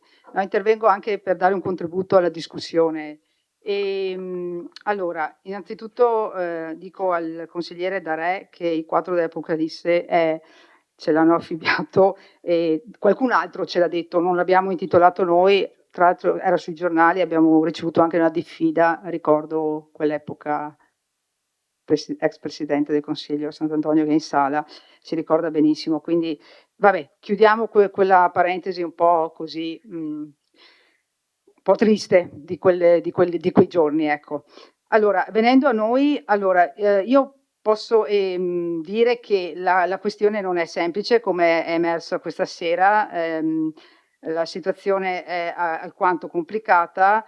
Voglio anche in premessa ringraziare le associazioni che sono in sala questa sera, le ha citate prima il Presidente del Consiglio, ma in particolar modo l'Associazione Artiglieri e il CAE, insomma, e l'Associazione Artiglieri che ha realizzato appunto la famosa terrazza che attualmente è in pessime condizioni e che su cui quanto prima dovremo intervenire in un modo o nell'altro. Ecco, io vorrei dire un'altra cosa. Ogni azione amministrativa, ogni azione che un'amministrazione fa deve essere supportata da degli atti amministrativi. Quindi quello che vorrei dire è che ci stiamo muovendo naturalmente con il contributo degli uffici, perché senza la parte degli uffici, la parte dell'avvocatura, la parte dell'ufficio tecnico è difficile muoversi, non possiamo, il sindaco o gli assessori non possono muoversi in autonomia. Quindi per questo io mi assumo tutta la responsabilità, se c'è stato e se emerge all'esterno che stiamo dando la sensazione di essere in ritardo o non stiamo facendo nulla. Ecco, io di questo me ne assumo la responsabilità, così non è. Abbiamo iniziato un percorso di approfondimento e studio di tutti i documenti dal catasto, ma andando a ritroso, e come sapete ci vuole tempo anche per andare negli archivi, che non sono archivi appunto qui a Vittorio Veneto, ma insomma dobbiamo andare a ritroso per ricostruire appunto la storia di quel percorso e per far questo ci vuole tempo. E detto questo, apprendo questa sera che il consigliere Posocco, grazie dell'illustrazione che ha fatto, chiedo se è stato assistito in questa e da che uffici, perché no, ma dico tutti gli atti che lei ha fatti, l'ufficio tecnico, e nessuno l'ufficio tecnico che io sappia in questi mesi ha mai avanzato la documentazione che lei Noi a protocollo non abbiamo trovato nulla. Vabbè, no, faccio per dire che trovo strano che si insedia un nuovo sindaco e gli uffici non hanno memoria di quello che è stato fatto prima, cioè trovo veramente strano questa cosa. Quindi voglio dire, ha aperto un nuovo percorso utilizzando chi è che l'ha aperto il nuovo percorso? Sì, bene. Ecco, bene, sì, ok, bene. L'atto sarà agli atti, perché se non c'è agli atti, va bene, ok. Quindi chiederò agli uffici di essere un po' più precisi nel reperire gli atti e immagino sia stato seguito anche da altri, insomma, io ho trovato solo corrispondenza privata tra le parti, va bene, ok. Detto questo, ciò non toglie che siamo di fronte a una situazione, a una decisione da prendere. Vorrei anche ribadire che abbiamo incontrato la proprietà privata, quindi ci siamo attivati anche per questo confronto. Dal confronto non sono emerse una situazione, come di dire, di disponibilità. Ecco, cioè la parte privata è molto ferma sulla sua posizione e quindi voglio dire anche l'eventuale decisione o comunque percorso di trovare una soluzione condivisa nell'eventualità penso non sia facile, comunque nulla è da escludere. L'altra considerazione che è stata fatta, insomma, che ripeto, l'unico documento che abbiamo pubblico è questa ordinanza, e per quanto riguarda che strada seguire, noi, ripeto, stiamo ricostruendo tutta la storia di quel sentiero. Penso che se ci sono le condizioni favorevoli e i nostri uffici legali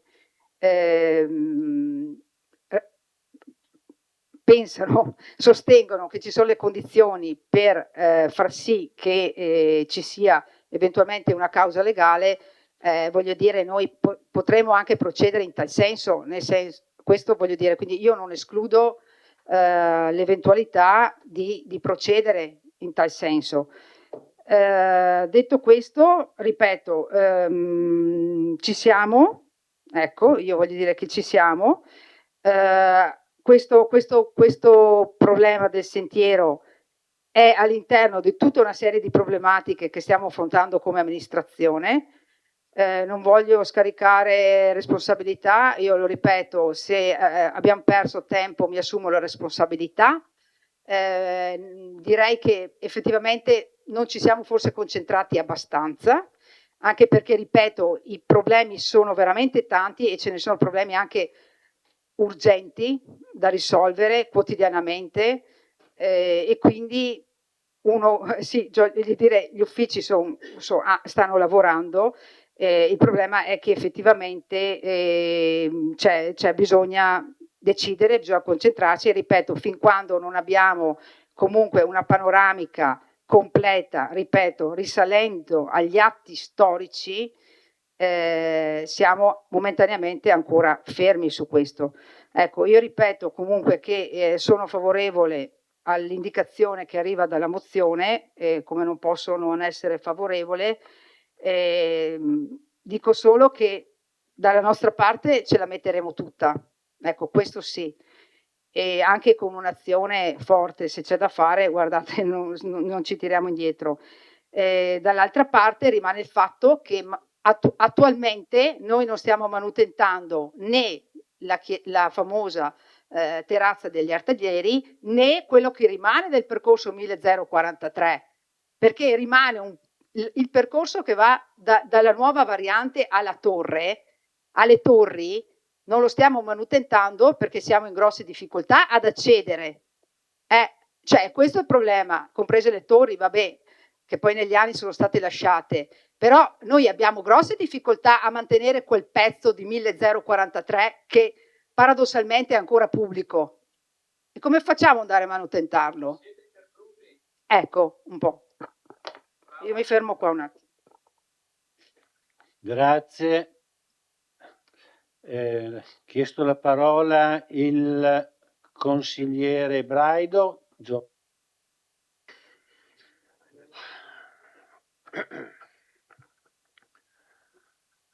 Allora, io capisco, diciamo, non si può essere tuttologi, nel senso che quando si fa il sindaco c'è chi prima faceva un mestiere, chi ne fa un altro, chi insegna, chi fa l'avvocato, chi fa il commercialista e quant'altro, quindi non vado di sicuro a scaricare nei confronti dei sindaci questo problema. Statuisco, dico, cari consiglieri, sto parlando. Ogni tanto che interrompe anche voi altri meno, sempre io che interrompo voi, no? Allora, nel 2000, fra le tante cose, avevo istituito anche un ufficio legale del comune di Vittorio Veneto, ed è l'avvocato ed è sempre lo stesso. Ma a prescindere da quello, sostanzialmente il problema non è un problema, qui lo sa anche l'avvocato Carnelos, come lo sa l'assessore agli affari legali, se parliamo di usucapione o di possesso pacifico ultraventennale in buona fede, ovvero sia, se io sono passato da quel passaggio per oltre 20 anni, non c'è bisogno di carte, bastano 2 testimoni che dicano lì siamo sempre passati per oltre 20 anni, punto. Cioè, il problema lo stiamo creando noi, perché non c'è il problema. Qualsiasi avvocato, io conosco l'avvocato di controparte, personalmente, professionalmente, una bravissima persona, un avvocato, ho letto la corrispondenza ed è chiaro che lui fa il suo mestiere, perché dice sostanzialmente lì è una strada, lui dice è un passaggio privato, appunto, lo direi anch'io se fossi al suo posto, cioè se vengo interpellato dai proprietari dico questo, però, e concludo, perché essendo, diciamo, tra virgolette del mestiere, insomma, per me è una cosa abbastanza semplice, ma non perché voglio fare il tuttologo o il presuntuoso, credo che l'assessore De Nardi sia d'accordo con me, nel senso che se c'è una proprietà privata, ma quella proprietà è anche segretario comunale, se io passo per oltre 20 anni in maniera pacifica e nessuno mi interrompe, io posso chiedere l'usucapione con testimoni, punto. Dopodiché volete fare tutte le vostre valutazioni cartacee, non cartacee, qua l'ufficio tecnico non c'entra un tubo, qua c'è l'assessore degli affari legali, c'è l'ufficio legale, ci sono i testimoni e si deposita l'atto di usucapione e risolvete il problema. Dopodiché, come diceva, no, caro Tonon, il Don Abbondio, il coraggio uno non se lo può dare se non ce l'ha, giusto? Quindi bisogna trovarlo e fare, ci vuole poco, l'ho detto, l'atto di usucapione ve lo faccio io domani. Grazie.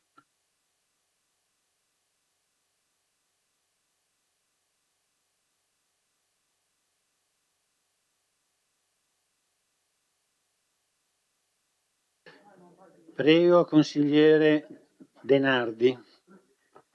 Sì, buonasera a tutte e a tutti.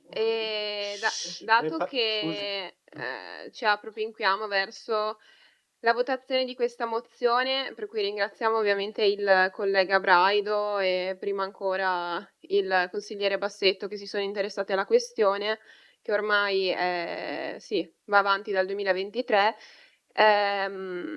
Direi che diciamo risulta un po' problematica, dato che è emersa da questa assemblea questa sera la questione che fa parte delle premesse, no? Sull'assenza di atti o documenti formali registrati in relazione a detto passaggio, che un po' era la domanda anche che ha proposto il consigliere Errante. E dunque possiamo togliere questa parte perché la sindaca Bagliana dice che appunto negli uffici non ci sono, non è stato trovato nulla in merito. Il consigliere Posocco dice che sono stati protocollati. Prima di votare direi che è opportuno verificare questa cosa qui.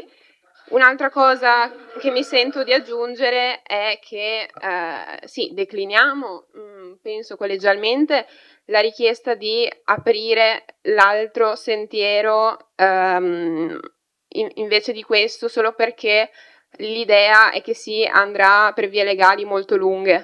Cioè, se l'obiettivo di questa mozione è aprire il sentiero 1043 e ci sono 1213 firmatari, tra cui molti presenti anche esponenti di associazioni eccetera che lo richiedono, non possiamo adesso fare una retromarcia e proporre l'apertura di un ulteriore sentiero che tra l'altro è molto più difficoltoso. E ricordiamo quello che ha detto appunto la sindaca sul fatto che comunque questa chiusura impedisce anche alla pubblica amministrazione di fare quello che deve, cioè manutentare anche le piazzole eccetera. Grazie, chiudo. Grazie. Una replica del consigliere Bassetto, prego. Grazie. Anch'io ho ascoltato l'intervento del consigliere Posocco e ha detto che la documentazione è agli atti, per cui abbiamo agli atti la richiesta, giusto di passare. No, ma io non le ho risposto di sicuro perché non è compito mio fare la risposta all'accesso agli atti, dunque consigliere Posocco non deve dire che le abbiamo risposto perché io non le ho risposto di certo. Punto primo. Poi, insomma, è uscito il discorso della causa legale. Io però, leggendo la proposta di mozione che il consigliere Braido ha depositato, vedo che comunque c'è scritto che da una soluzione concordata e condivisa, quindi penso che quello sia il primo passaggio, che da una soluzione concordata e condivisa tra proprietà e comune deriverebbe un indiscusso beneficio per la collettività cittadina. Quindi penso che quello sia il primo passaggio per cui viene invitata l'amministrazione. Sulle perplessità che sono uscite adesso, io mi sento di fare una piccola proposta, Presidente, ovviamente se i colleghi consiglieri sono d'accordo, si può pensare di sospendere un paio di minuti, riunire la conferenza dei capigruppo, mettere a punto quei dettagli di cui si diceva e poi ritornare qui. Se vuole la faccio io la richiesta di sospensione un momentino. La mozione è emendabile solo da so chi che la è presenta, quindi in questo caso dovrebbe essere chi la presenta che fa la richiesta che sta facendo No, lei. Presidente, allora è emendabile dal proponente, nulla vieta che gli altri facciano al proponente la proposta che facciamo di emendare. Questo era il concetto, quindi Presidente se ci concede una breve sospensione Presidente. Se mi è stata richiesta una sospensione, io accondiscendo con il consigliere Braido, alla sospensione. Sospensione del capigruppo in aula.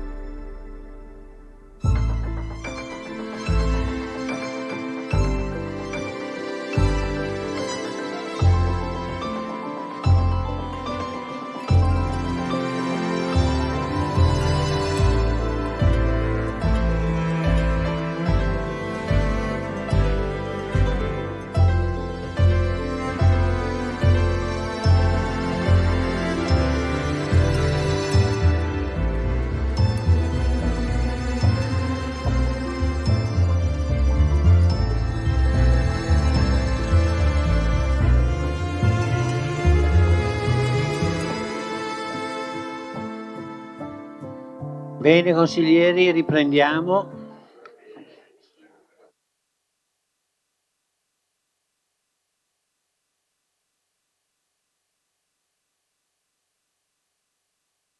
Poi dopo dovremo vedere se da togliere qualcosa. Allora, per cortesia, un attimo di attenzione. Riprendiamo la seduta.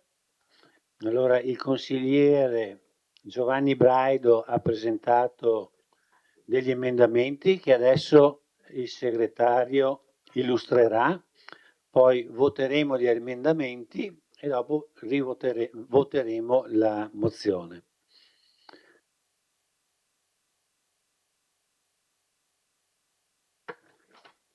Sì. Allora, gli emendamenti presentati riguardano parte delle premesse e parte del dispositivo. La quart'ultima premessa che recitava che il tratto di percorso del tradizionale sentiero 1043 interessa una piccola porzione della citata proprietà privata che oltretutto potrebbe ulteriormente ridursi. A questo punto, oltretutto, viene aggiunto senza in tal modo riconoscere alcun diritto. Poi c'è un'ulteriore modifica che riguarda la penultima premessa, che recitava che è pacifico l'interesse pubblico e non solo, viene modificato come che è pacifico l'interesse generale. Viene depennato l'ultima premessa che diceva che non risulterebbero agli atti documenti formali registrati in relazione a detto passaggio. Questa frase viene eliminata e alla fine nella parte del dispositivo invece nel primo al numero 1 ad avviare un ulteriore confronto, viene aggiunto l'ulteriore rispetto, si parlava soltanto di un confronto, quindi un ulteriore confronto, e al punto 2 il punto 2 recitava nel contempo valutare nell'ipotesi di indisponibilità del privato ad una soluzione concordata e condivisa e viene cancellata, non riesco a dire qual è la parola, aspetti che ve lo dico. Ovvero, ecco sì, ovvero. E quindi concordata e condivisa tutte le eventuali strade possibili, tolto ovvero. Bene, vi è chiaro? Consigliere. C'è una dichiarazione di voto, va bene? Sì. Va bene, dichiarazione di voto, Prenoti.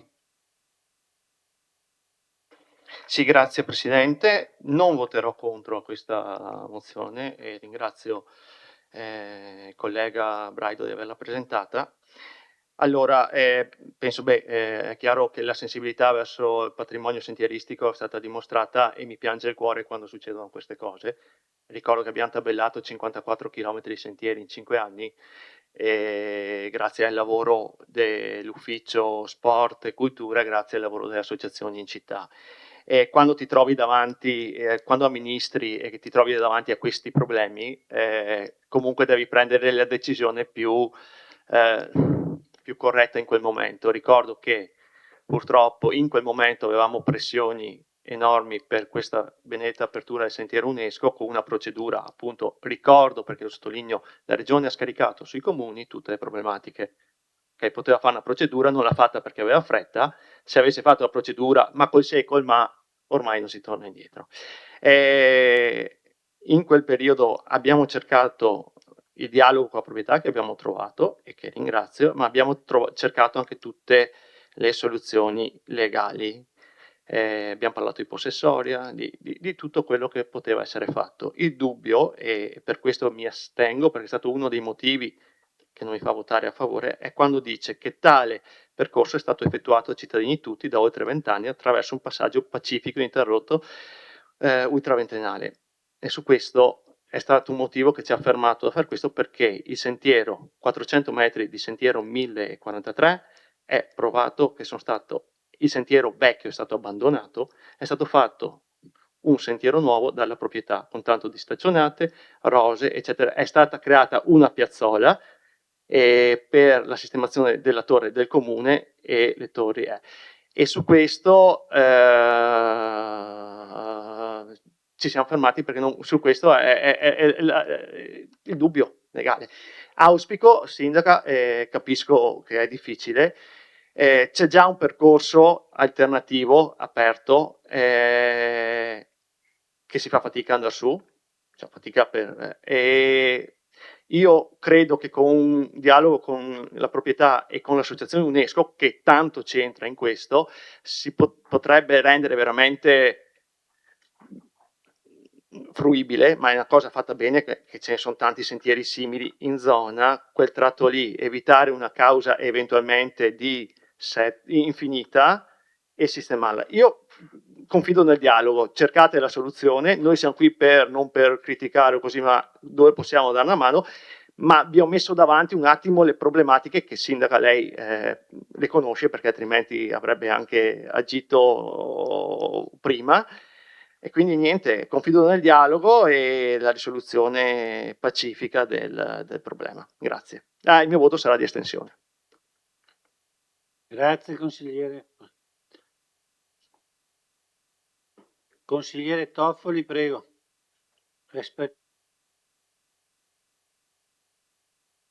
Sì, la mia dichiarazione di voto sarà favorevole alla mozione di Giovanni Braido e alla riapertura del sentiero 1043, perché è un sentiero storico importante, di richiamo turistico e di richiamo per gli escursionisti, e quindi avanti tutta e l'apertura prima possibile di questo importante sentiero. Grazie.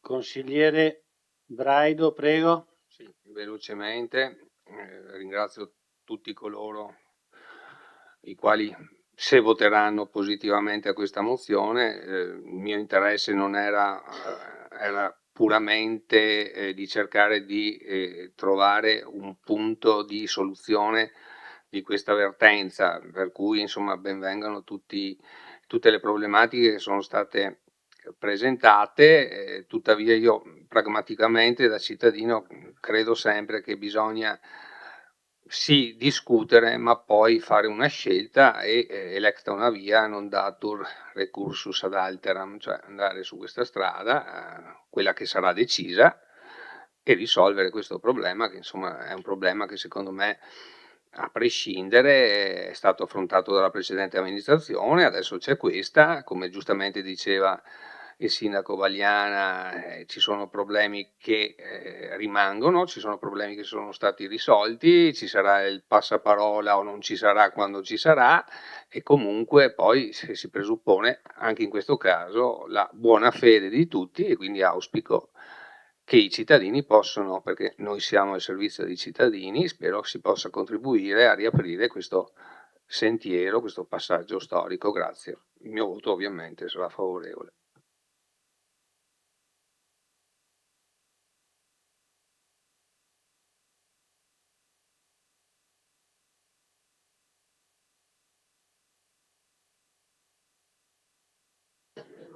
Prego, consigliere Bassetto. Grazie Presidente, ringrazio il consigliere Giovanni Braido anche per aver accolto tutte le osservazioni che abbiamo proposto durante la conferenza dei capigruppo, e devo dire che davvero le ha accolte tutte quelle che abbiamo portato. Io annuncio il voto favorevole del gruppo Mirella Vagliana Sindaco, auspicando ovviamente una soluzione condivisa e concordata di questo problema che comunque riguarda la città. Mi permetto di rileggere quello che avevo detto in risposta alla sindaca Vagliana il giorno in cui mi ha risposto all'interrogazione, che un pochino va a spiegare il perché dell'impegno rispetto a questa questione. Non si tratta semplicemente di un segmento che va da A a B. Dietro questo percorso, e direi dietro ad ogni percorso, ci sono ricordi di un passato più o meno vicino. C'è l'attaccamento civico a luoghi densi di significato. C'è una memoria da conservare, ed è la memoria di luoghi, di persone, ed è la memoria della nostra città. Per questo era necessario approfondire, comprendere e oggi giungere a questa proposta che invita l'amministrazione innanzitutto al dialogo. Grazie.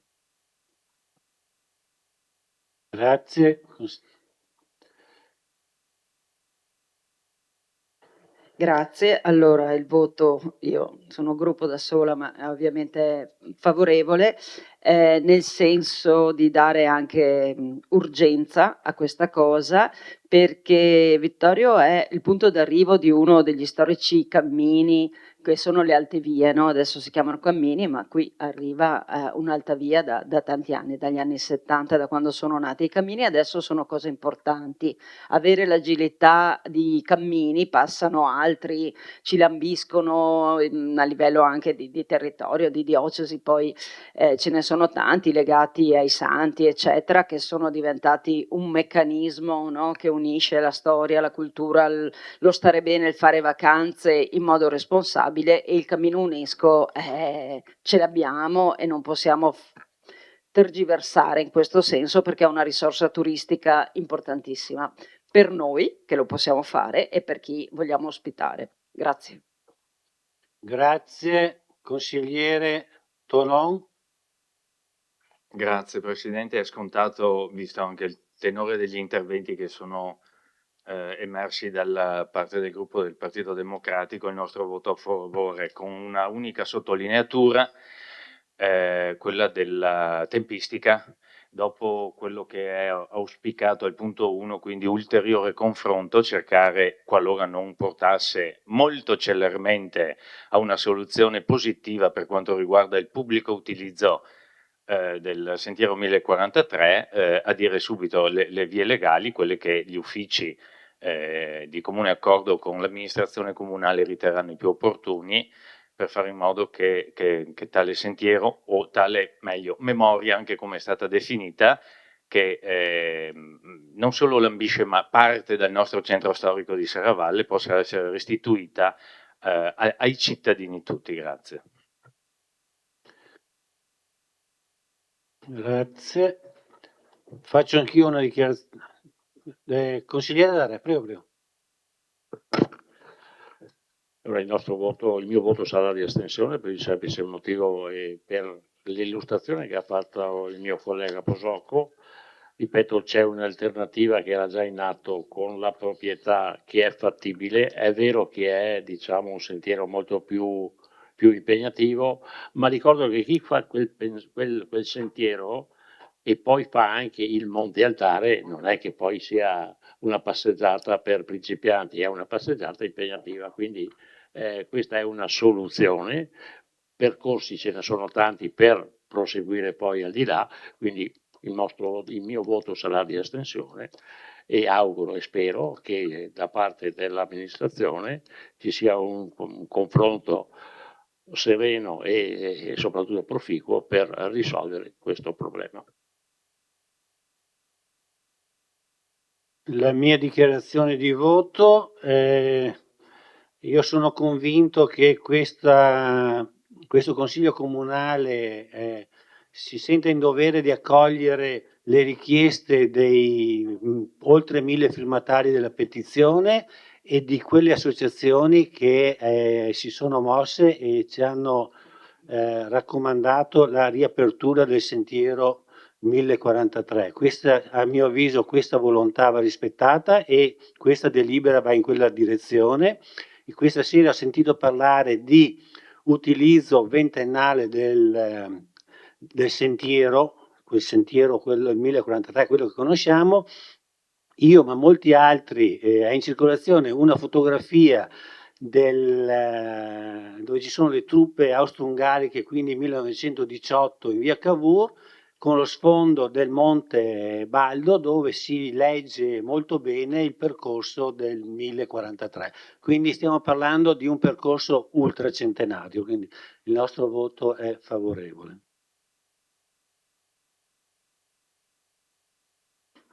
Bene, allora adesso il primo voto sarà il voto per l'emendamento il testo emendato. Effetto emendato come l'ha letto il segretario. Un attimo che passo.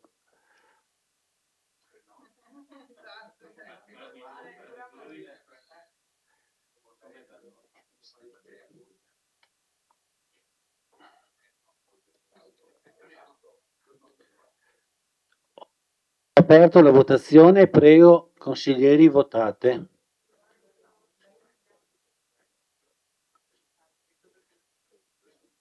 Hanno votato tutti?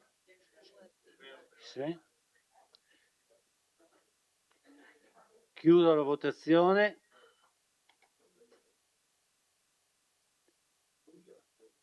Allora abbiamo votato gli emendamenti, adesso votiamo la mozione emendata.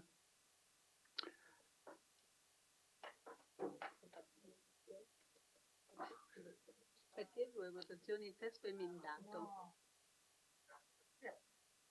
Di solito si votava l'emendamento e dopo... È presentato il testo emendato, va bene, faccia come...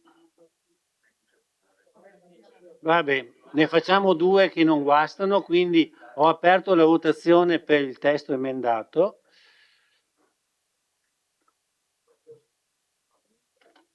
Chiudo la votazione. Mozione approvata, favorevoli 13, contrari nessuno, astenuti 2.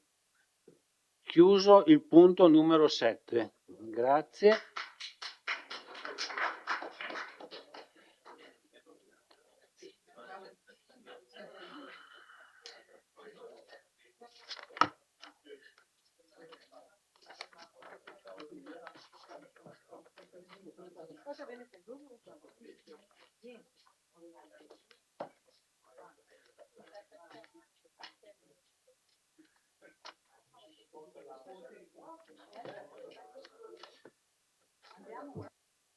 Punto numero 8.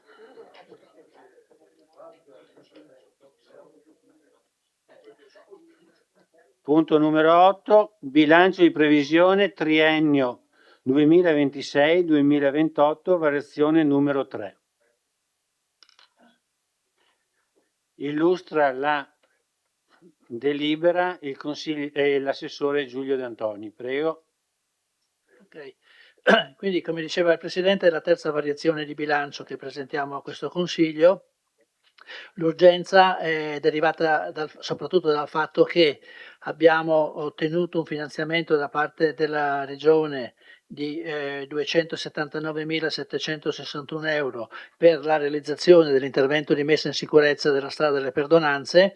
Era da tempo insomma, che avevamo in piedi questo lavoro, c'è stata una prima richiesta di finanziamento che non è andata a buon fine, questa seconda è stata parzialmente accolta, quindi 279.000 euro sono messi dalla Regione e 210 li dobbiamo mettere noi per arrivare a completare il progetto esecutivo che abbiamo già pronto e che quindi possiamo far partire velocemente l'appalto per 210.238 euro. Questa è la cosa più importante insomma, di questa variazione. Ci sono poi altre variazioni eminentemente tecniche che velocemente descrivo io, ma la dottoressa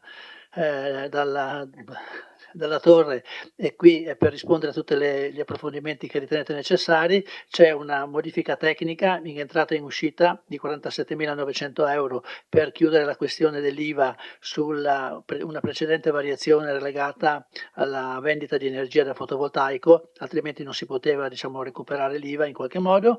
Poi c'è l'applicazione di un avanzo vincolato di 21.230 euro finalizzato alla manutenzione della segnaletica stradale, e ancora 5.000 euro per l'allestimento di un nuovo automezzo che avevamo acquistato ancora l'anno scorso, che doveva essere completato con la sistemazione del cassone, 9.500 euro per manutenzione e controlli di impianti termici, e la cifra più alta ancora di 26.700 euro per la sistemazione dell'impianto di climatizzazione di parte dell'edificio, diciamo sopra al quadrilatero, che si è rotto, e quindi abbiamo un preventivo ancora dell'anno scorso di 26.700 euro, e quindi qui mettiamo i soldi necessari per poterlo fare.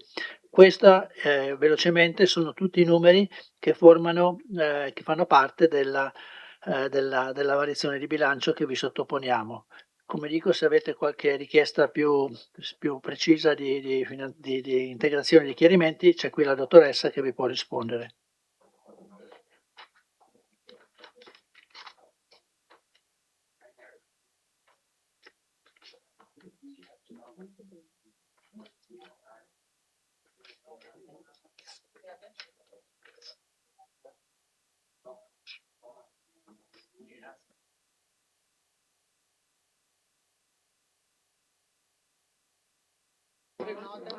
La discussione è aperta, chi vuole prenotarsi.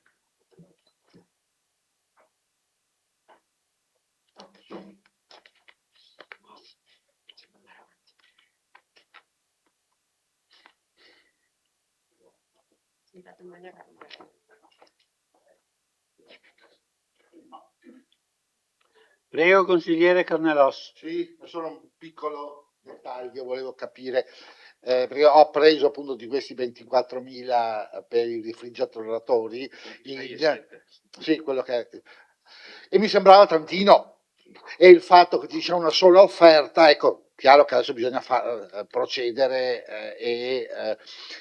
volevo chiedere un'ulteriore cosa: quali sono gli uffici che dovrebbero sovrintendere ai refrigeratori per i poveri consiglieri comunali? È, come si può dire, una battuta, ma mentre in certi posti immediatamente arriva la domanda, qui noi moriamo da caldo, credo sia il posto più caldo del comune, e credo che qua nessun funzionario, abbia mai detto per quei poveri crisi è meglio che cambino i refrigeratori, se per la prossima volta, casomai, chiedendo più offerte, si possa pensare anche a questo. Grazie, scusatemi. Tutti i soldi che vorrei pentire. Grazie.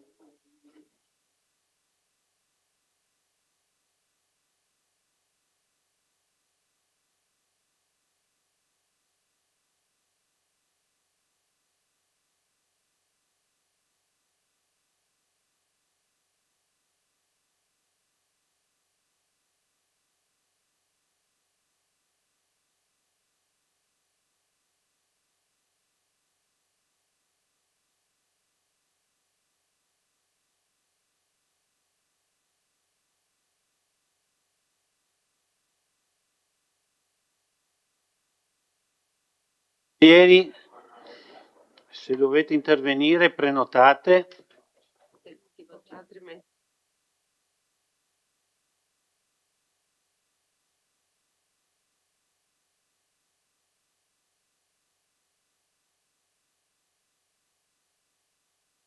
Non vedo prenotazioni, quindi io considero che si possa chiudere la discussione e passare al voto.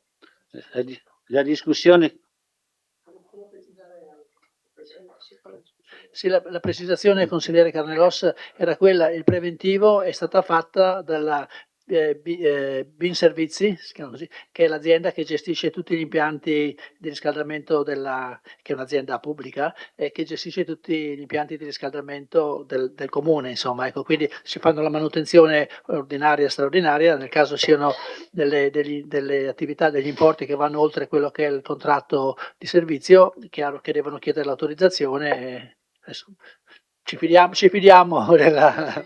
Sono incaricato per il consiglio Esatto, qui l'architetto Madalosso, che poi è responsabile di queste cose, ha detto che ha sentito e che adesso ci chiederà i soldi per poter fare il lavoro anche qui.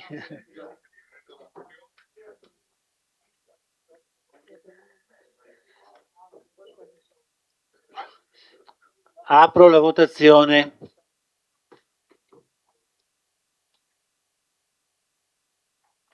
Prego, votate.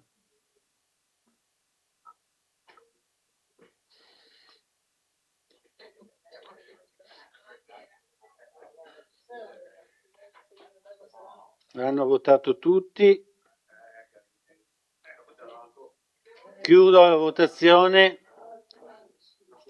Favorevoli 12, contrari 1, astenuti 2. Immediata.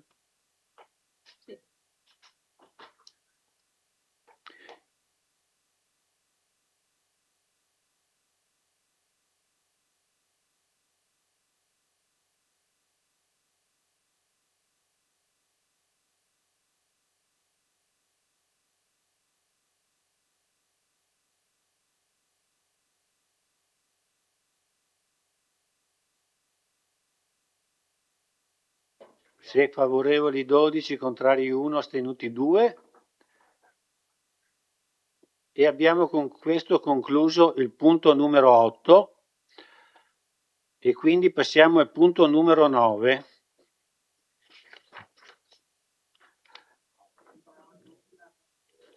Adesione alla rottamazione quinquies, sì, che è la quinta. Prego, Assessore De Antoni. Sì, quindi questa è una previsione della legge finanziaria di dicembre che poi è stata ripresa dalla legge 88 del 22 maggio 2026 che ha disposto l'estensione della procedura di accesso alla gestione della definizione agevolata di cui è un certo articolo ai carichi degli enti territoriali, cioè questa possibilità di rottamazione con questa norma è stata estesa anche ai comuni.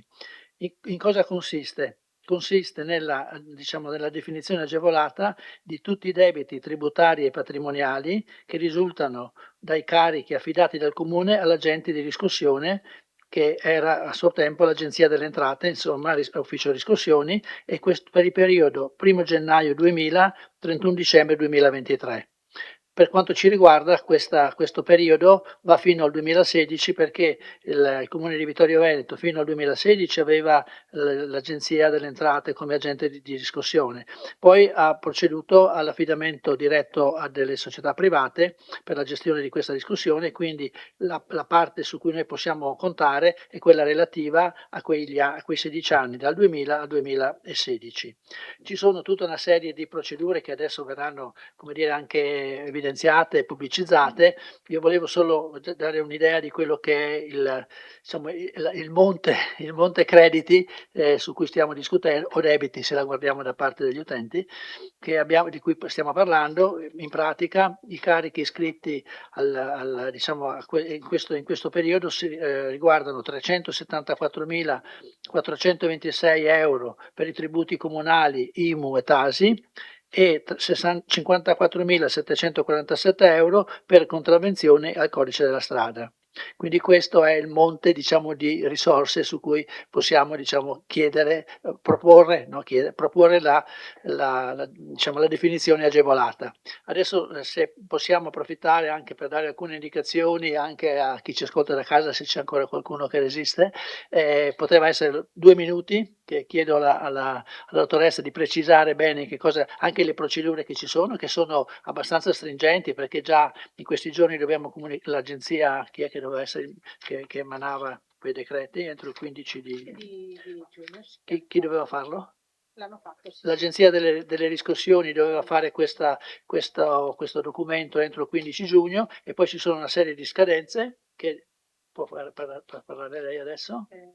Sì. Sì, la facciamo parlare. Ospite 1.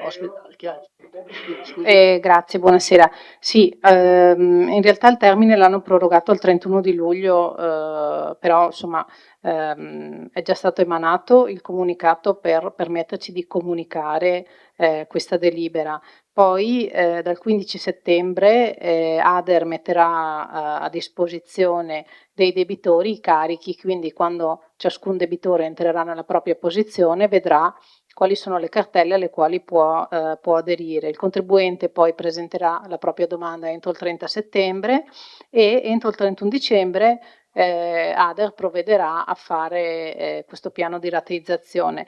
Dopodiché dal 31 gennaio 2027 è fissata la scadenza per il pagamento, che potrà andare in un'unica soluzione o a rate.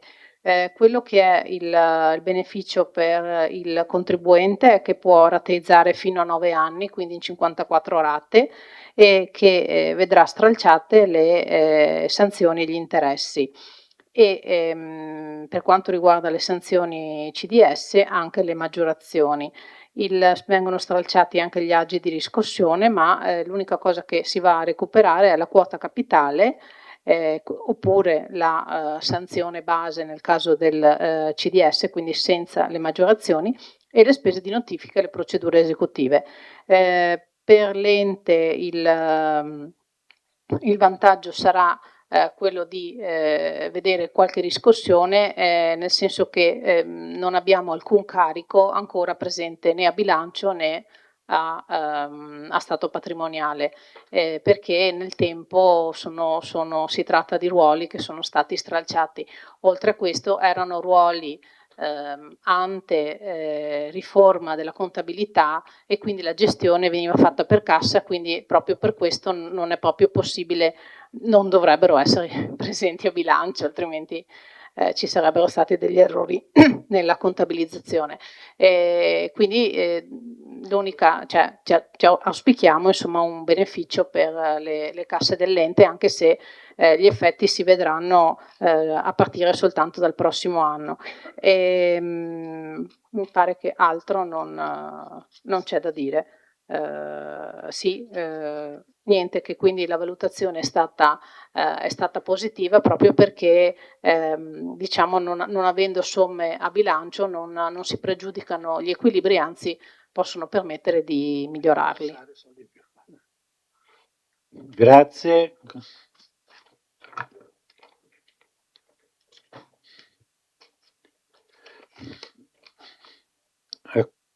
A questo punto è conclusa l'illustrazione della delibera e quindi apro la discussione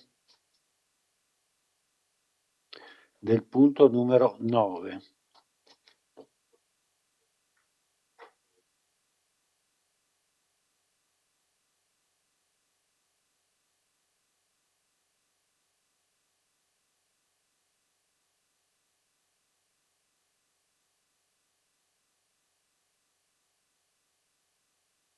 Vedo una prenotazione, Giulia Bortolotto. Grazie e buonasera a tutte e a tutti. Io ho una domanda banalissima, giusto per capire. Lei diceva che noi chiaramente vedremo gli effetti dal prossimo anno, però teoricamente dovremo conoscere l'entità all'atto della domanda, quindi dovremo conoscere in anticipo quella che potrebbe essere la disponibilità del 2027, corretto? Se li segni pure poi ci risponde. Grazie.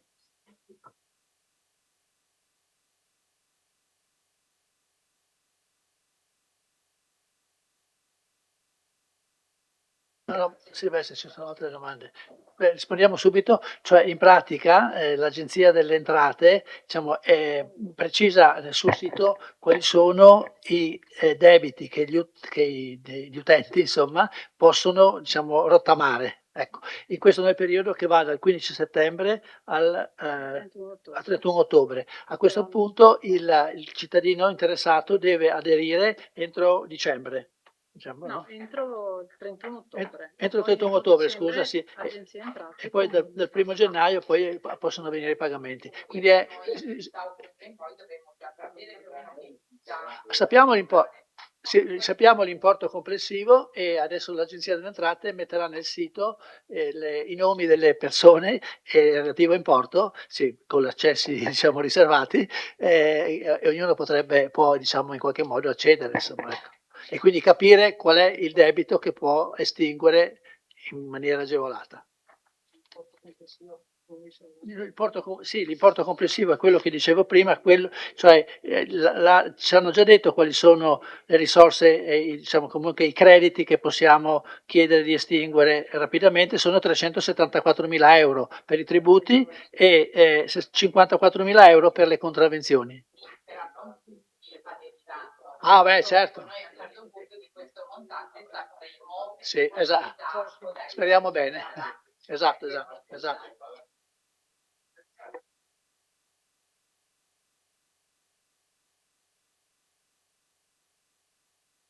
Prego, consigliere Carnelossi. Sì, volevo una precisazione, una specificazione alla collega Bortolotto. In realtà l'ammontare rottamabile, tra virgolette, sono qui 3,74 più 54. Ad oggi ovviamente non è possibile sapere quanti di quei soggetti aderiranno alla rottamazione. In ogni caso, anche nel momento in cui dal 15 settembre al 31 ottobre presenteranno le domande, in ogni caso quello è un'entrata presunta a partire dal 27, ma anche quella non è certa, perché per esempio nella rottamazione quater, che non riguardava i comuni, il monte di domande di rottamazione, dico a caso, era 100. Alcuni hanno provveduto a pagare la prima rata e poi non hanno più pagato e così via. Tant'è vero che questa è la ragione per cui poi da un punto di vista finanziario il governo l'anno scorso ha previsto una rottamazione quinques, perché non era riuscito a ottenere tutti quelli che erano previsti dalla rottamazione quater. Quindi anche qui in realtà lo sapremo di anno in anno, dal 27 in poi, quanti di quelli che hanno fatto domanda hanno pagato e quant'è. Va detto anche questo, la rateizzazione è possibile in 94 rate, purché l'importo minimo della rata sono bimestrali, raggiunga i 50 euro. Faccio per dire, se uno avesse un debito di 400, rottamandolo diventano 400, diventano 200, rottamandoli potrà farlo in 4 rate bimestrali, quindi pagherà a gennaio, a marzo, a maggio e a giugno avrà finito, e così via a seconda dell'entità della quota rottamata.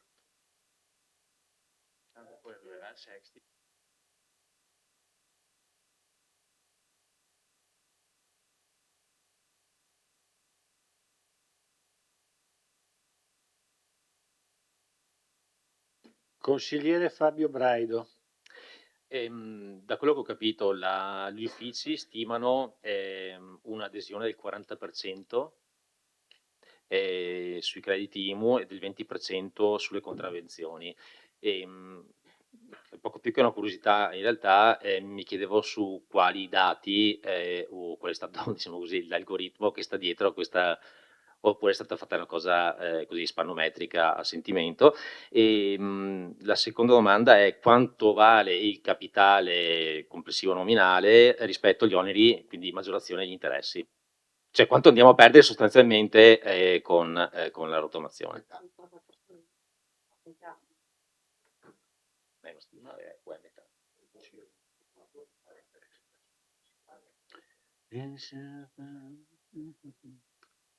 Chiudo.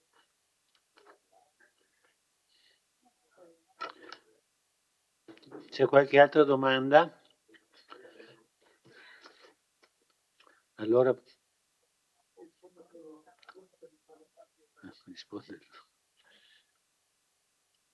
Sì, la dottoressa mi dice che ho risposto io per evitare un'altra accensione di microfono, la dottoressa dice che hanno fatto una valutazione, diciamo, spannometrica, diciamo, ecco, nel senso anche parlando con altri colleghi, insomma, in qualche modo hanno definito una cosa che non è troppo ottimistica, ma neanche troppo pessimistica, è una via di mezzo, ecco.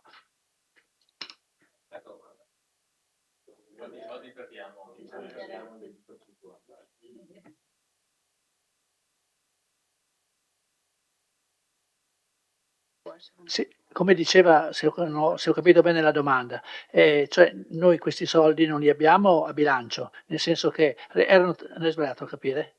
Ho capito male allora, scusa. Nominalmente quando dovremo incassare, quanto questo incasso, quanto vale il capitale nominale attivo e quale sarebbe il caso iniziale. La parte di rottamato. Qual è il vantaggio?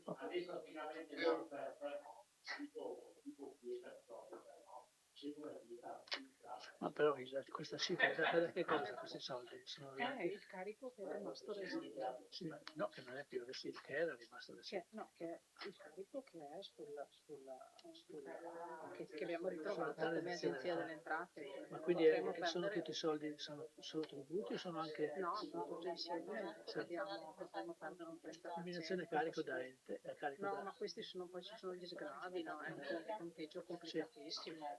Sì, scusi consigliere, in pratica c'è un elaborato fatto dall'Agenzia delle Entrate, abbastanza complesso da leggere, dove riportano dei numeri e alla fine ci dicono che l'importo che diciamo, può essere rottamato è quello lì, nel senso che ci sono delle voci che non riusciamo, no, a comprendere. Sì, Non ho capito. deve sapere quello che con la rottamazione non pagano. Quanto risparmia uno? Però è un po' complicato perché il periodo è così lungo che è difficile da applicare. Sì, come si fa? Gli interessi, altrimenti sarebbe da quantificare solo gli interessi, ma il periodo è lungo e non si sa a quali anni corrispondono, quindi è una valutazione. Una stima sulla proprietà di cassa, quindi posso dare una stima anche quanto andiamo a perdere non incassando le fatturazioni. Bisognerebbe guardare la singola posizione, è impossibile fare questo conteggio. Sono dati comunque.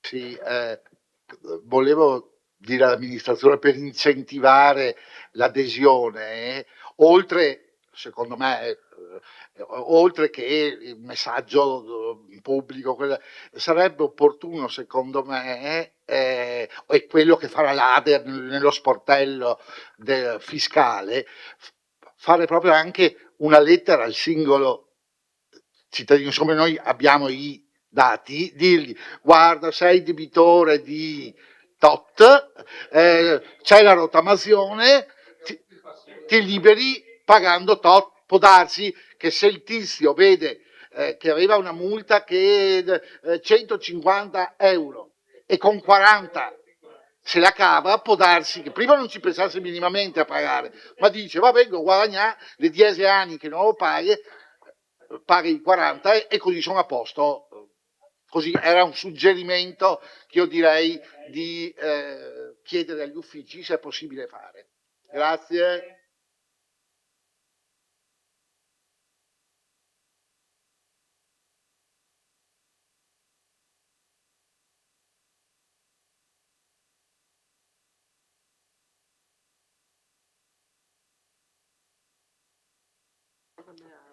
Bene, allora io posso dichiarare chiusa la discussione e aperta un attimo, il computer è più lento di me.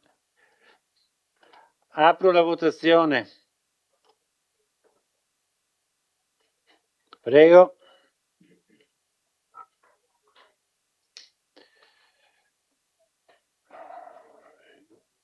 Un contrario. Hanno votato tutti, sto qua contrario.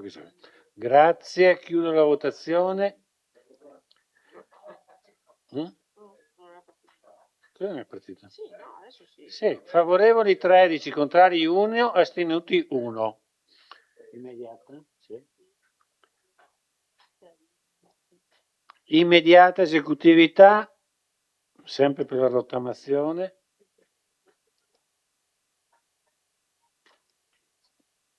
Prego, votate. Questo.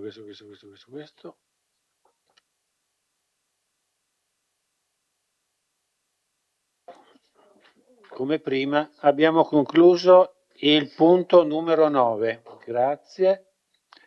E passiamo al punto numero 10.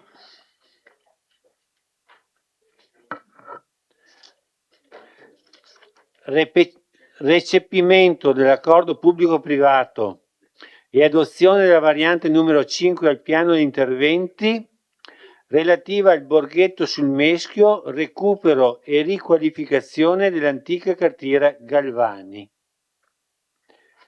Illustra la delibera l'assessore Marco Dus.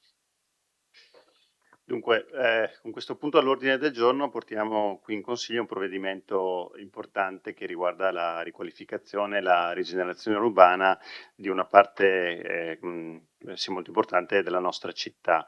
Dal punto di vista amministrativo, come si è detto, il Consiglio è chiamato a valutare e a recepire l'accordo pubblico-privato con la società Luma SRL e la contestuale adozione della variante numero 5, il piano degli interventi relativa al recupero dell'antica cartiera Galvani.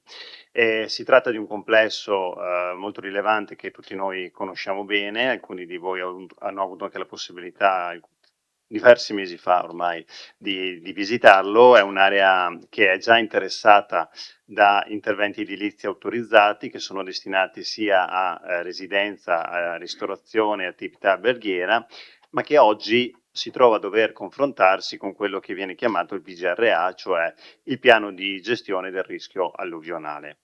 Si tratta questo di uno strumento operativo di pianificazione territoriale che è finalizzato a ridurre le conseguenze negative derivanti dalle inondazioni sulla salute umana, sull'ambiente, sul patrimonio culturale e sulle attività economiche. E i limiti del PGRA, che ricordo sono sovracomunali, hanno costretto colgo anche l'occasione questa sera per ricordare che costringeranno anche in futuro molte altre attività di edilizia a doversi confrontare con questa nuova pianificazione e anche a dover in un certo senso fare i conti con questa nuova pianificazione, perché appunto va a inserirsi in maniera sovracomunale e a limitare alcune operazioni. Nella fattispecie il piano vigente non consente di realizzare i posti auto necessari a servire queste nuove destinazioni, perché l'area destinata a parcheggio è classificata come zona pericolosa idraulica media, con pericolosità idraulica media, e quindi fondamentalmente non si può scavare in quell'area là un interrato. E serve quindi una soluzione fuori terra che in questo caso il piano di interventi attuale non prevede. Quindi la variante che qui questa sera noi proponiamo di adottare risolve esattamente questo nodo, cioè introduce una nuova scheda normativa, la 7C, che consente un volume accessorio per l'autorimessa, riorganizza i percorsi ciclopedonali esistenti nell'area e aggiorna la scheda dell'unità edilizia F131 in questo caso, che permette degli interventi di recupero che sono necessari all'attività. Ma il punto su cui mi vorrei soffermare è il beneficio per la collettività, perché questo non è un accordo a senso unico. A fronte di una capacità edificatoria riconosciuta, la ditta privata si impegna a realizzare a propria totale spesa quasi 390.000 euro di opere pubbliche senza alcun onere per il bilancio comunale. Parliamo quindi di un tratto di pista ciclabile, un nuovo tratto di pista ciclabile lungo via Lazzarini, della pavimentazione di fronte alla piazzetta pubblica davanti alla villa e soprattutto l'illuminazione di tutto il sistema ciclopedonale dell'area, compreso un tratto di quasi 2 chilometri lungo il Meschio, che oggi di sera resta completamente buio. Quindi è un intervento questo che useranno tutti i cittadini e non solo quelli che abiteranno in questi nuovi edifici. Dal punto di vista economico l'operazione è stata verificata puntualmente dai nostri uffici, il plusvalore generato dalla trasformazione urbanistica è stimato in circa 557.000 euro e il valore delle opere pubbliche a carico del privato supera quanto previsto dalle nostre linee guida sulla perequazione e sul contributo straordinario di legge. Sul piano procedurale, prima di arrivare qui, questa proposta è passata da un'istruttoria tecnica molto approfondita interna ai nostri uffici, quindi ha interessato in particolare l'ufficio urbanistica, i lavori pubblici, le manutenzioni e la polizia locale. Sono stati poi richiesti naturalmente al Genio Civile di Treviso i pareri sismico e idraulico. Il lavoro è stato notevole e colgo l'occasione per ringraziare chi si è speso in questi mesi per addivenire ad una soluzione come quella che vi sottoponiamo. In sintesi, mi permetto di dire che restituiamo a un compendio storico oggi degradato una prospettiva di recupero e lo facciamo facendo sì che chi investe e non la collettività, che sia chi investe e non la collettività, a pagare per delle opere pubbliche che ne deriveranno. Grazie. Ora lascerei la parola all'architetto Madalosso che vi illustrerà ancora più nel dettaglio quali sono le fasi che hanno interessato e che poi hanno portato a questa proposta. Grazie.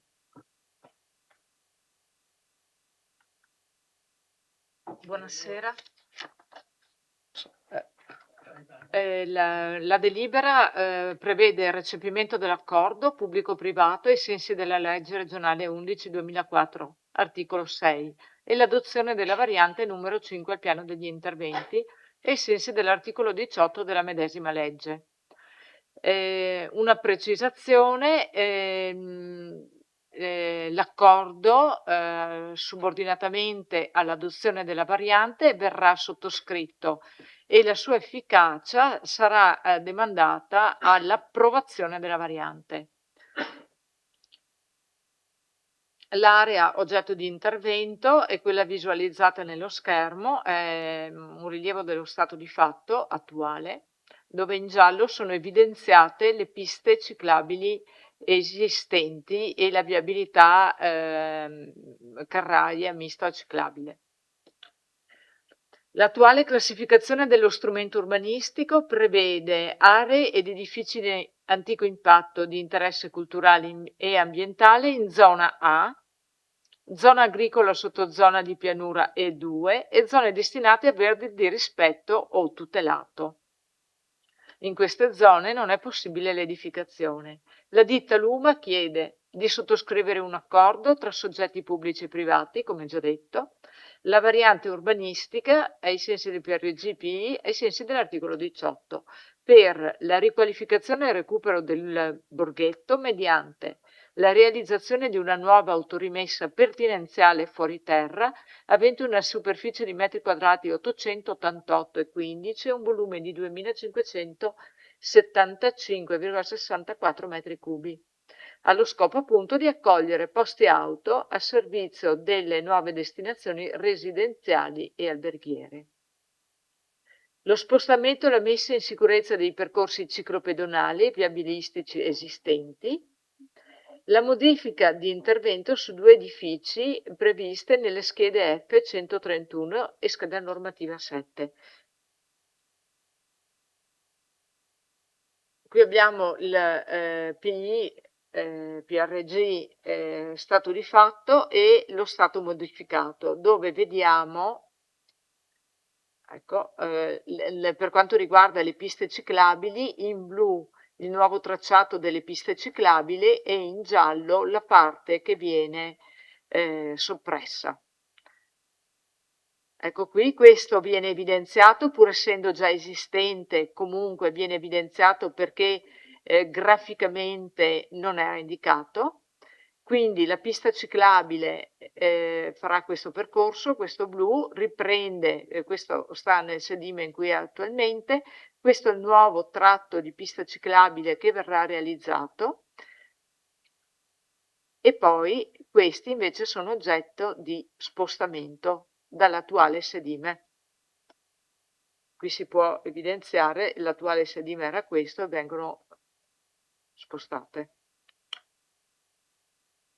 La scheda normativa 7 prevede, oltre alla variante della pista ciclabile, anche il nuovo volume, che è concretizzato in quest'area qui.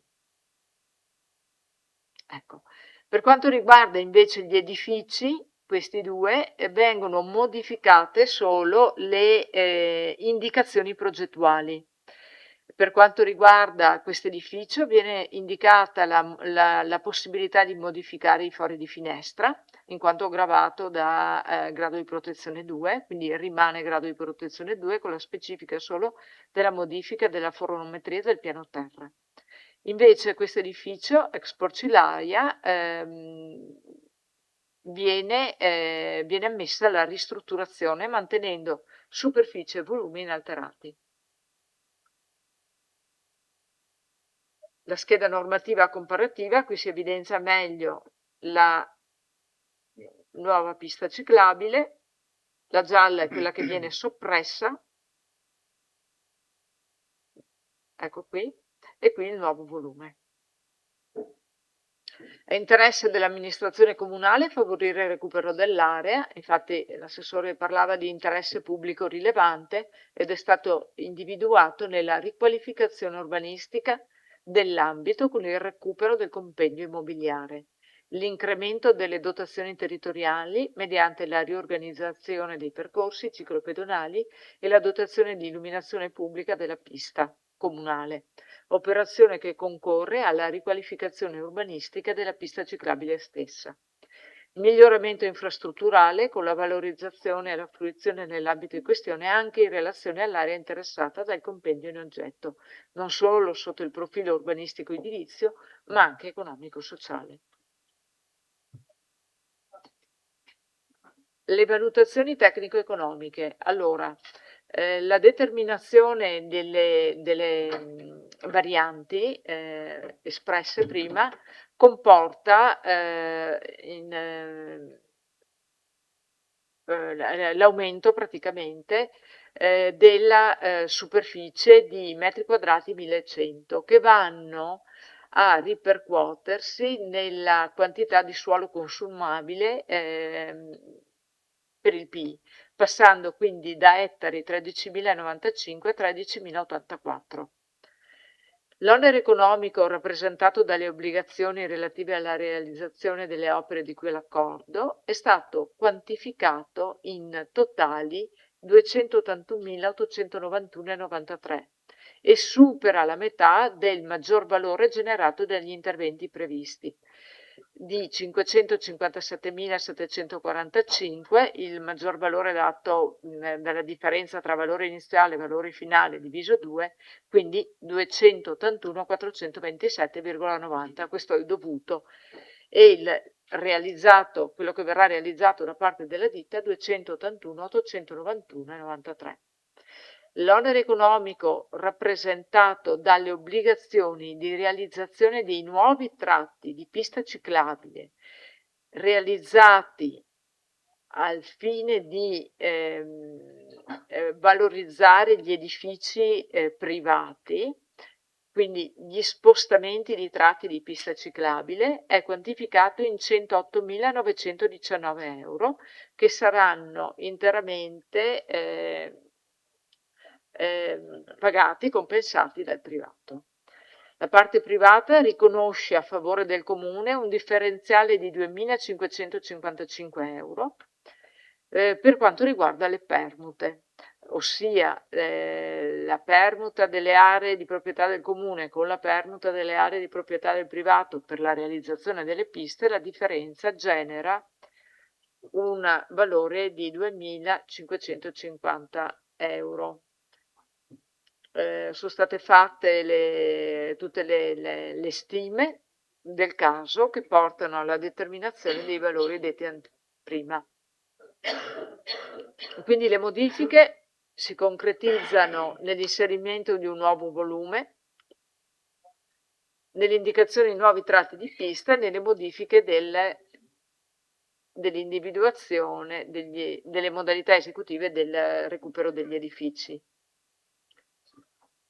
Il privato si propone quindi di progettare e realizzare a proprio esclusivo carico il nuovo tratto di pista ciclabile lungo via Lazzarini, progettare e realizzare l'intervento di asfaltatura della piazzetta pubblica antistante la villa, progettare e realizzare l'impianto di illuminazione pubblica della pista ciclabile lungo il Meschio, lunga 1 chilometro, 1900 metri lineari. Qui in rosa vediamo le nuove piste, queste sono a carico del privato, ok? In cambio di queste il comune cede la parte in azzurro a vantaggio esclusivo degli immobili, la realizzazione della pista lungo via Lazzarini e poi invece le altre sono piste esistenti che rimangono tali.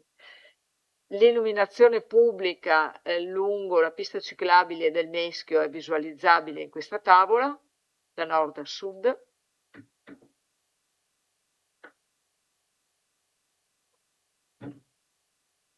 La spesa dei 108.919 è, come già detto, quella assunta esclusivamente dal privato. Quindi la delibera di questa sera propone di adottare, ai sensi dell'articolo 18 della legge regionale 11/2004, la variante numero 5 al piano degli interventi e di prendere atto dell'accordo per la realizzazione di interventi, come precedentemente detti, di 390.811,50. L'iter amministrativo. Dopo l'adozione procederemo con la sottoscrizione dell'accordo entro 30 giorni dall'adozione. L'accordo diventerà efficace comunque subordinatamente all'approvazione della variante. Sono già stati richiesti i pareri al genio civile per quanto riguarda la parte idraulica e la parte sismica.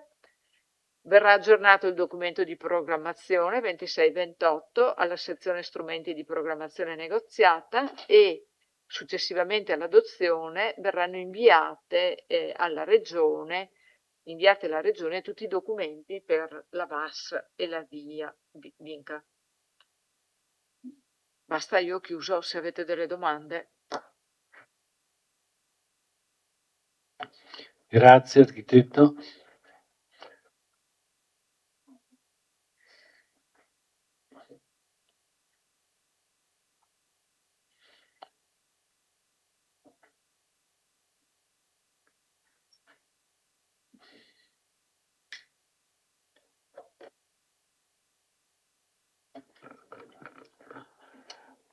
Premesso che il mio voto sarà chiaramente favorevole perché l'intervento credo sia un intervento importante per la città, era uno dei tanti punti neri della nostra città e quindi però una domanda la voglio fare. Allora, il rischio alluvionale che è stato evidenziato e quindi i garage quantomeno vengono fatti fuori terra. Allora, premesso che non ho visto nessuna prospettiva, diciamo, ma io sono, perché le dico, perché sono contrario al fuori terra. Allora dobbiamo capire per quale motivo il rischio alluvionale esiste alla cartiera Galvani e in Piazza Meschio no. Perché allora, siccome ho visto questo e quello, non capisco per quale motivo dobbiamo fare i garage, quindi che secondo me è un pugno in un occhio in un contesto del genere. Perché non è possibile che allora 800 metri prima il rischio non c'è e 800 metri dopo il rischio c'è. Perché come sempre è sempre soggettivo, no? Gli enti superiori sono soggettivi, dipende come si alza al mattino. io voterò chiaramente a favore, ma di questa soluzione del fuori terra non sono d'accordo, voterò comunque a favore.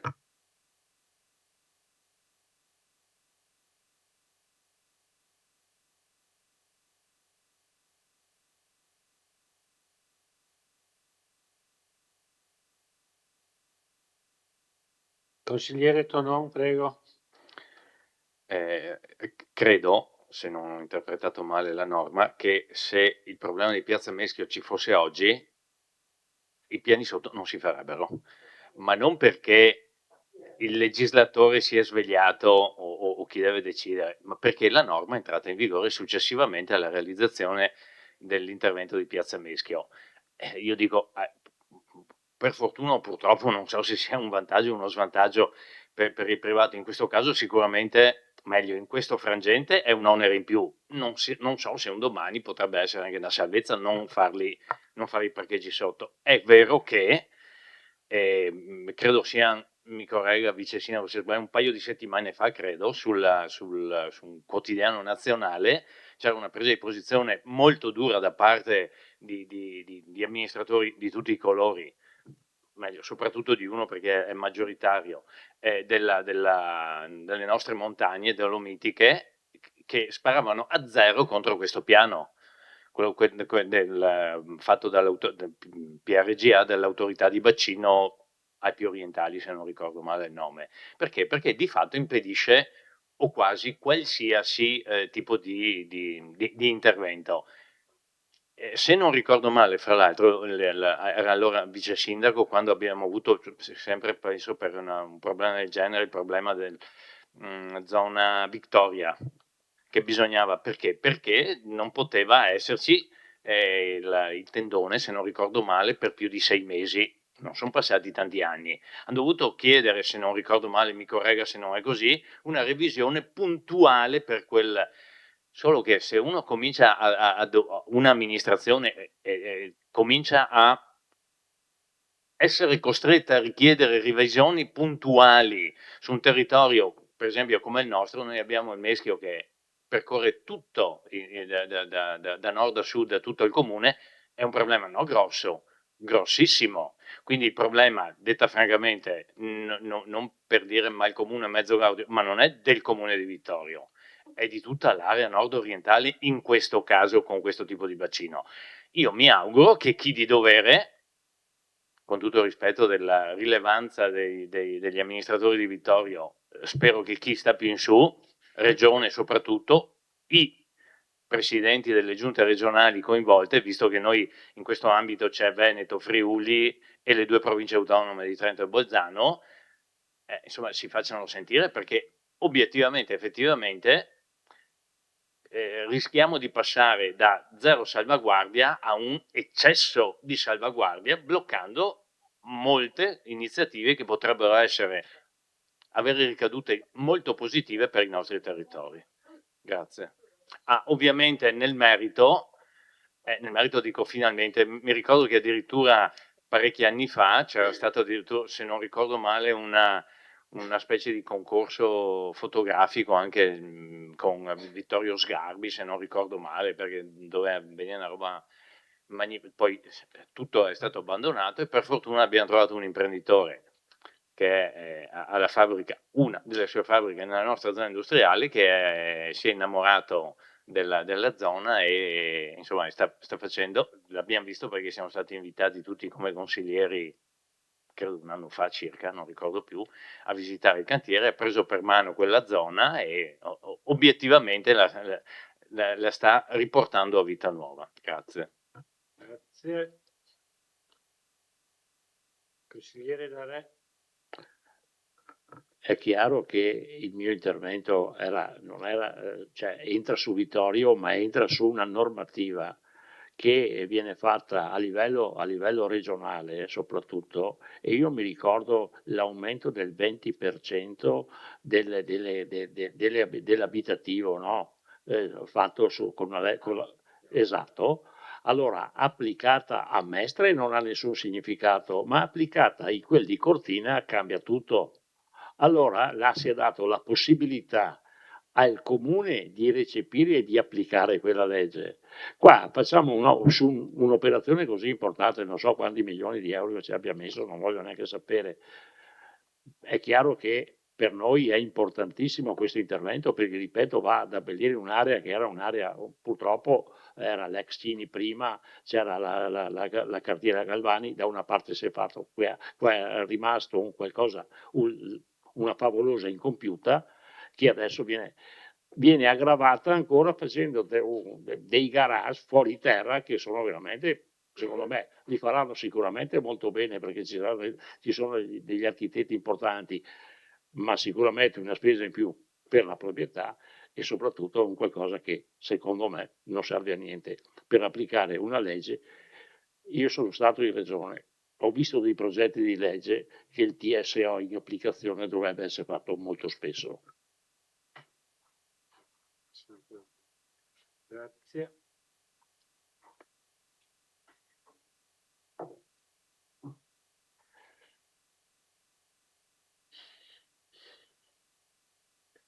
Bene, non vedo altre prenotazioni. Grazie, intervengo giusto per innanzitutto per esprimere soddisfazione per questo importante intervento. È già stato detto, ma penso che sia doveroso da parte insomma, di tutta la nostra amministrazione ribadire questa positività di questo intervento rispetto appunto ai privati che l'hanno sostenuto e quindi è stato anche abbastanza laborioso e volevo anch'io ringraziare tutti gli uffici perché poi ho seguito e l'assessore Dussi insomma per quel lavoro che hanno intrapreso che ripeto è stato molto accurato, molto particolare con vari pareri e non è stato molto semplice. Sul discorso del PGRA vorrei dire che effettivamente sì, alcune note potrebbero essere troppo restrittive, ricordiamoci però che siamo di fronte a un territorio molto particolare, quello italiano, dove insomma molto spesso succedono situazioni addirittura catastrofali, cioè nel senso alluvioni, per non parlare di altro, dove in vari territori vediamo situazioni veramente che mettono a rischio la vita delle persone.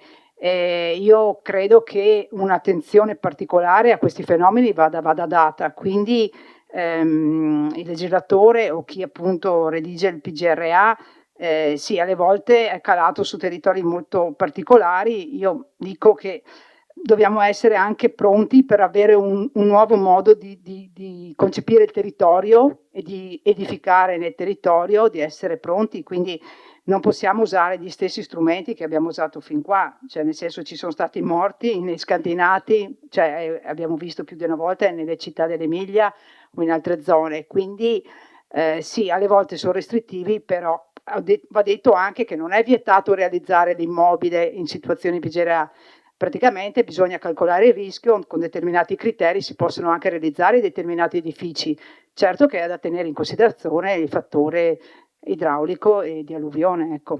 Grazie.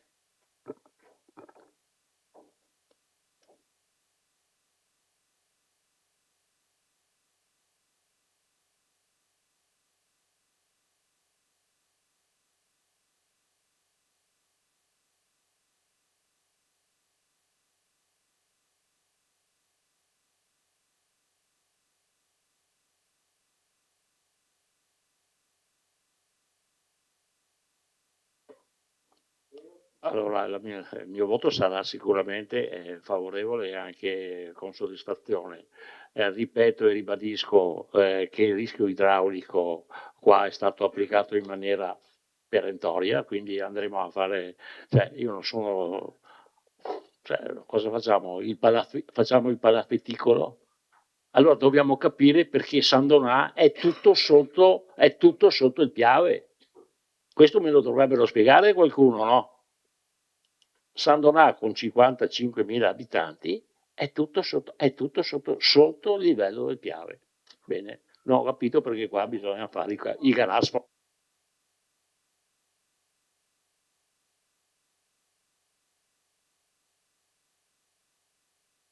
Dichiarazione?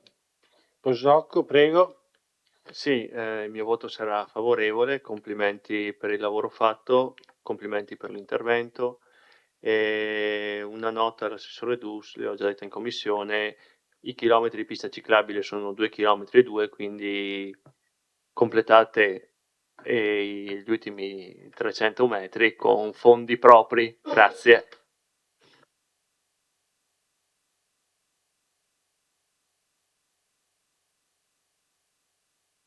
Consigliere Toffoli. Il voto di Fratelli d'Italia sarà favorevole, complimenti per l'opera che abbiamo avuto modo di visitare assieme ai consiglieri e soprattutto anche perché verrà illuminata una parte della ciclabile che oggi è buio, quindi grazie.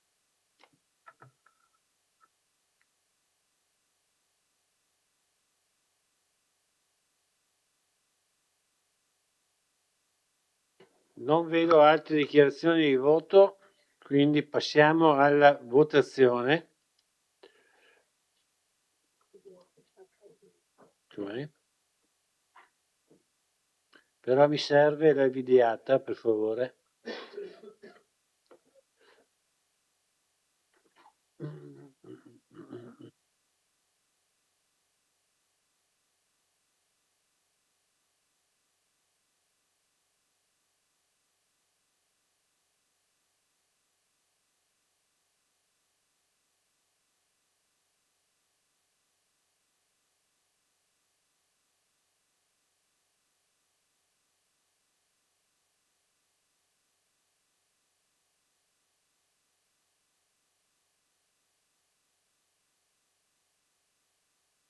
Quattordici voti favorevoli, 0 contrari, 1 astenuto.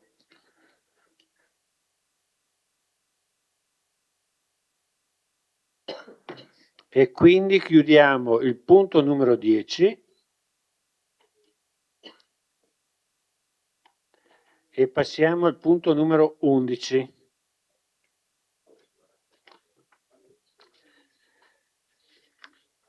Allora, Commissione Comunale per le Pari Opportunità, sostituzione componente dimissionario.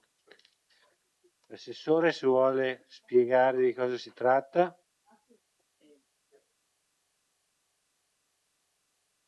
Sì, grazie Presidente, buonasera. Brevemente, allora la Commissione Pari Opportunità, la Commissione Comunale Pari Opportunità è stata insediata, è stata nominata insomma nelle figure dei componenti di nomina appunto del Consiglio Comunale il 16 settembre del 24. L'11 marzo del 26 una componente, la signora Guariento Fiammetta, ha rassegnato le dimissioni e si rende quindi necessario la nomina di un nuovo componente, sempre della parte di minoranza, insomma dei consiglieri, non consiglieri comunali. Quindi questa sera votiamo con l'espressione dello scrutinio segreto la preferenza. Se i consiglieri desiderano indicare il nominativo, dopodiché passiamo alla votazione.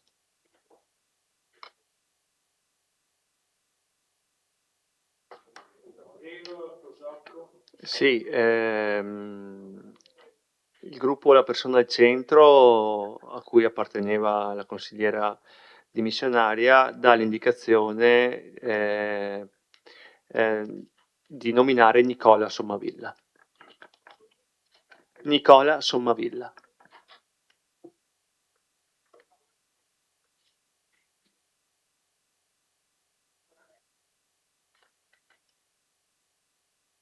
Allora ricordo che i 3 scrutatori sono Thomas Toffoli, Tonon Roberto e Bevilacqua Silvia.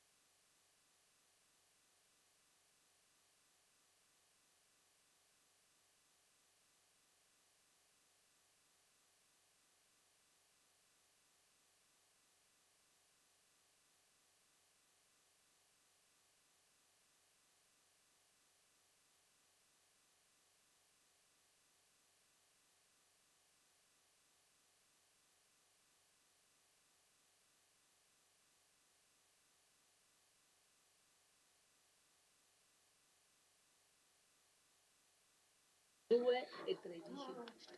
Allora, 2 voti per Sommavilla Nicola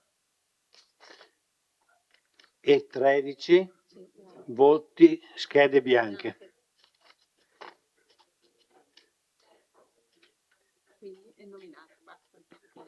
Quindi è nominato Nicola Sommavilla. Questo era il punto numero 11. Abbiamo il 12 che è individuazione degli organismi indispensabili di competenza del Consiglio Comunale anno 2026. Questi sono i soliti che votiamo tutti gli anni. Se la sindaca vuole illustrare la delibera. Sì, velocemente, in base all'articolo 96 del decreto legislativo 267 del 2000, riduzione degli organismi collegiali, i consigli comunali e le giunte comunali, secondo le rispettive competenze, individuano le commissioni, i comitati ed ogni altro organo collegiale con funzioni amministrative. L'elenco è quello dell'anno scorso, quindi gli organismi sono le commissioni consigliare, la prima, affari istituzionali, attività sociali, culturali, turistiche, sportive e informazione, la seconda commissione territorio, sviluppo economico e polizia urbana, la terza commissione finanze, patrimonio, società partecipate, poi abbiamo la commissione pari opportunità tra uomo e donna, poi la commissione consigliare per UEA area ex Fassina ex Carnielli e la commissione per la valutazione delle civiche benemerenze. Anticipo solo, perché poi il consigliere D'Arè me lo chiede, che la commissione consigliare per UEA ex Fassina ex Carnielli ho chiesto da circa 20 giorni la convocazione, ma dovrebbe arrivare. Abbia pazienza che arriva. Prego.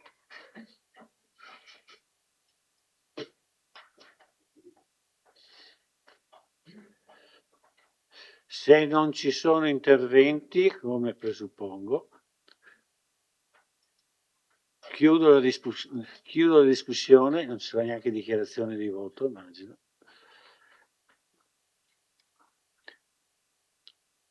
Apro la votazione.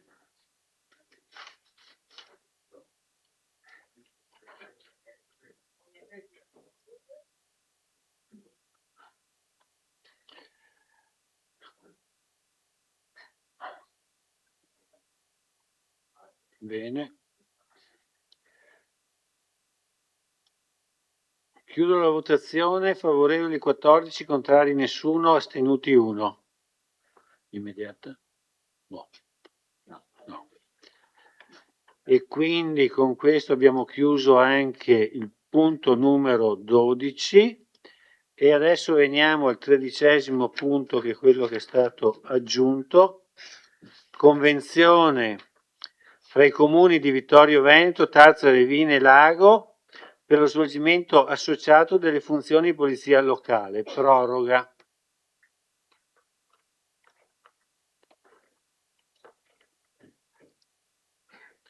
Prego, Sindaco. Sì, innanzitutto voglio scusarmi per il poco preavviso dell'introduzione di questo punto all'ordine del giorno, ma siamo stati costretti perché non siamo riusciti a stipulare, a formulare la nuova convenzione. Comunque, come sapete, i comuni di Vittorio Veneto, Tarso e Riviere Lago svolgono la funzione fondamentale di polizia locale in forma associata. Tale forma associata risale al 2013, ecco, grazie. E l'attuale convenzione che era appunto stata sottoscritta il 25 giugno 2021 scade il 30 giugno 2021. Considerato che le amministrazioni comunali coinvolte stanno appunto avendo l'interlocuzione del caso e c'è l'interesse di sottoscrivere una nuova convenzione, c'è appunto la necessità di dare una proroga rispetto all'attuale convenzione che è in essere. Tengo a sottolineare che la nuova convenzione che andremo a stipulare è migliorativa rispetto alla convenzione attuale per quanto riguarda il comune di Vittorio Veneto e quindi migliorativa sia sul piano economico-finanziario che per quanto riguarda le risorse umane.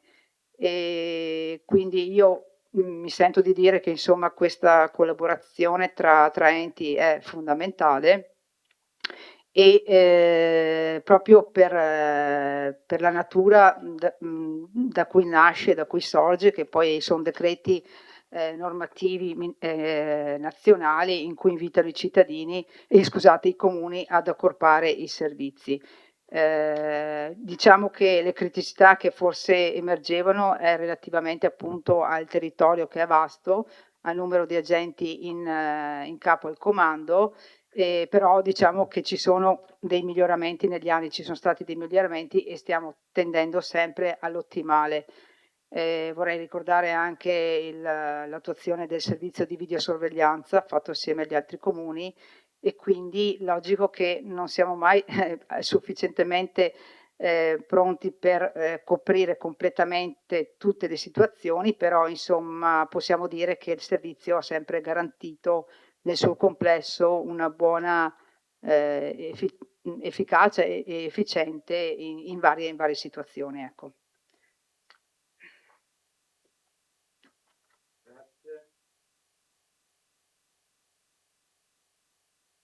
Apro la discussione.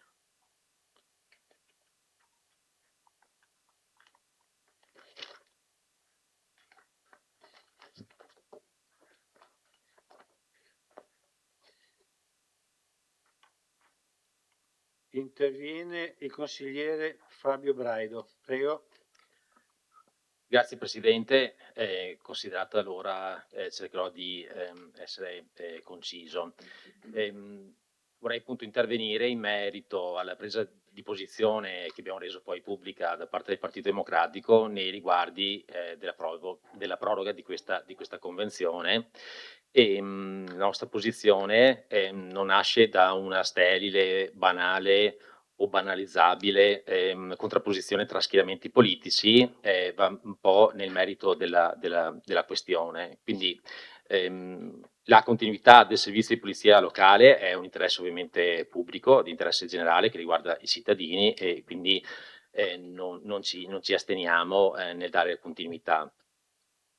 Quindi riteniamo doveroso evitare interruzioni improvvise che potrebbero creare disservizi ai cittadini e quindi anticipo quello che sarà il nostro voto favorevole che contribuirà a garantire la continuità di questo servizio essenziale ai cittadini.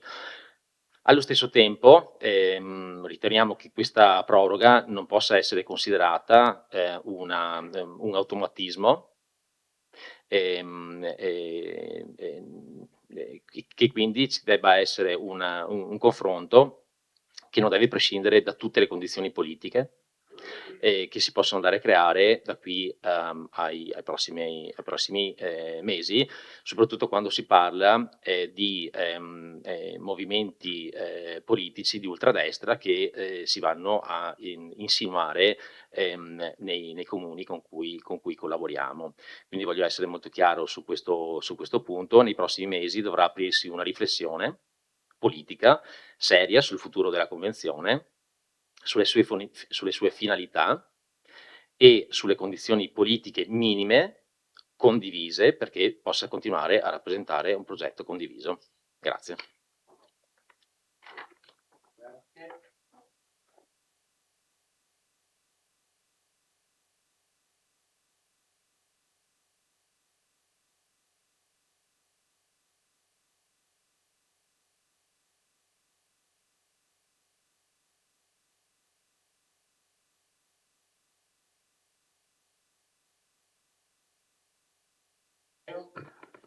Grazie Presidente.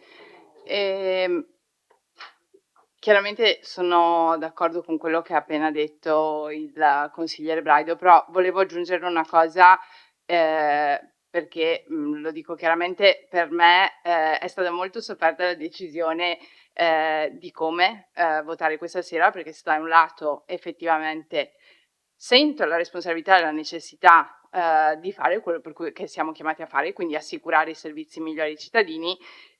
Personalmente io non riesco a scindere completamente quello che sono la gestione di un'amministrazione, da quelle che sono le finalità, le idee e le politiche di chi, dei suoi rappresentanti, soprattutto su temi come quello della sicurezza, quindi quello che la nostra polizia locale è in qualche modo, anzi senza in qualche modo, è chiamata ad assicurarci. È evidente che i servizi di polizia locale sono assicurati in un campo di rispetto di norme più generali, però è vero che quello che è la sensibilità politica, le finalità politiche possono comunque muovere gli indirizzi con cui secondo me questi servizi vengono attuati. Si può chiaramente andare da una modalità più attenta a quello che è la prevenzione, l'attenzione al contesto sociale che lo causa e anche nel andare ad approfondire quali sono magari le cause per rimuoverle di alcuni problemi o comportamenti che riteniamo non adeguati. Per contro, altre modalità forse di politiche o idee possono invece pensare che la sicurezza si assicuri in una maniera un po' più repressiva, mostrando i muscoli senza andare a capire e effettivamente andare ad agire sulle cause. Quindi, ripeto, per me non è stato semplice capire quale fosse la scelta giusta in questo contesto. È evidente che come giustamente diceva la sindaca, il tempo è stato anche breve per riflettere e quindi, ripeto, anche per me è fondamentale assicurare la continuità del servizio e quindi la proroga secondo me è inevitabile, però per me è veramente fondamentale per il rispetto di quelli che sono la nostra sensibilità, ma secondo me anche i principi in base a cui la nostra amministrazione si muove e che dichiara, che usiamo il tempo che questa proroga ci concede per fare una riflessione che sia seria nel merito, per valutare se è possibile continuare con questa collaborazione e quali siano le modalità, in qualche modo le premesse e le garanzie anche politiche sotto cui questa nuova collaborazione potrà o eventualmente nascerà. Nel frattempo, un'altra delle cose che sicuramente mi ha convinto che questa sia la scelta corretta è che so e confido che anche nel tempo di questa proroga, mentre capiremo quali sono per noi appunto i requisiti necessari, la nostra forza di polizia locale continuerà ad applicare quella che è la sua professionalità, quella che è la sua sensibilità e che quindi in ogni caso avremo un servizio equilibrato, rispettoso e attento al contesto e alle situazioni in cui opera. Grazie, volevo condividere questa riflessione.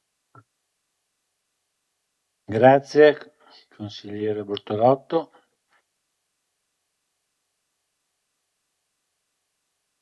Sì, innanzitutto vorrei dire che la proroga è per 3 mesi fino al 30/09/2026 e sì, io capisco le perplessità del consigliere Braido Fabio e della consigliera Bortolotto.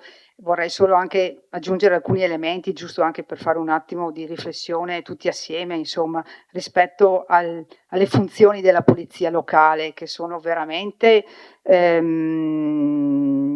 attinenti a quelle che sono le normative nazionali. Voglio dire, la polizia locale ha una certa autonomia, ok? E risponde a quelle che sono le leggi dello Stato e le normative nazionali. E posso confermare che innanzitutto l'azione fatta in questi anni è sempre stata un'azione di normale polizia locale, di prevenzione, e ci sono sì degli input che possono essere dati, ma questi input non vanno mai a ledere quella che è il diritto delle persone e quindi nessun tipo di sindaco, a prescindere, potrà mai, ecco questo lo voglio dire, agire in un modo o nell'altro facendo pressioni che vanno al di là di quelle che sono il rispetto delle normative. Quindi mi sento di dire, ma proprio perché penso che sia anche giusto e corretto nei confronti dei cittadini, poi dei nostri comuni, dei nostri territori, perché stiamo ragionando sempre in ambito territoriale molto vasto e voglio dire, e i sindaci, a prescindere dal colore politico, voglio dire, hanno sempre dimostrato un'attenzione particolare per i loro territori e delle sensibilità. Io penso che con il sindaco Boff, e qui citiamo direttamente, insomma c'è sempre stata un'ottima collaborazione e come con tutti gli altri sindaci, a prescindere dal colore, ripeto, politico. Penso che il compito di un sindaco sia quello soprattutto di amministrare un territorio, naturalmente con le idee e i valori in cui crede. Certo, ripeto, è che la convenzione in sé, se la leggete, non dà spazio a nessun tipo di pressione particolare rispetto alla polizia locale, che dico il comandante in questa fattispecie è autonomo e assolutamente non può, tra virgolette, interpretare volontà dei sindaci o di altri amministratori che vadano al di là dei principi costituzionali e voglio dire i normativi di legge. Quindi adesso la riflessione possiamo sicuramente farla. Ecco, mi sento di garantire fin da subito, insomma, che le convenzioni, come sono state scritte e strutturate, danno ampio margine di garanzia per tutti i cittadini appartenenti ai nostri territori.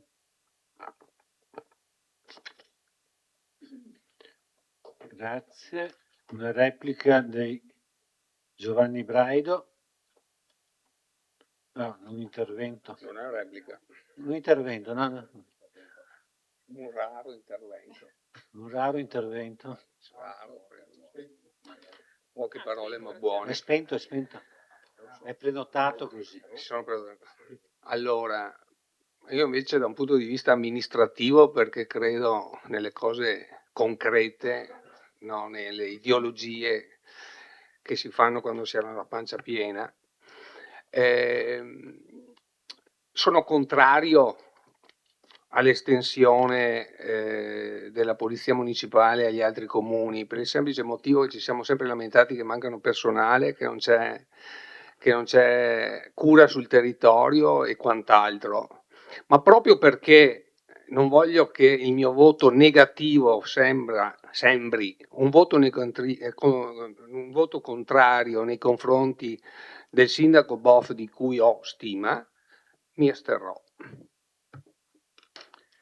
Grazie. Consigliere Carnellos, prego. Sì. Mi aggancio a alcune espressioni del sindaco, idee e valori. Certamente è un dato normale quello dei buoni rapporti e necessari rapporti istituzionali fra i sindaci, a prescindere dal colore politico che ogni sindaco ovviamente ha. Questo è basilare nell'ambito, come si può dire, dell'assetto istituzionale degli enti locali e di tutti gli enti sovraterritoriali.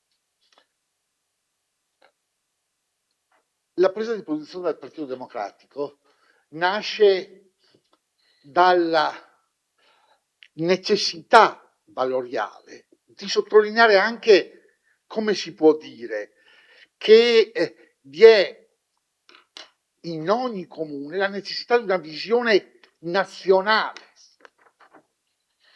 di come vanno le cose.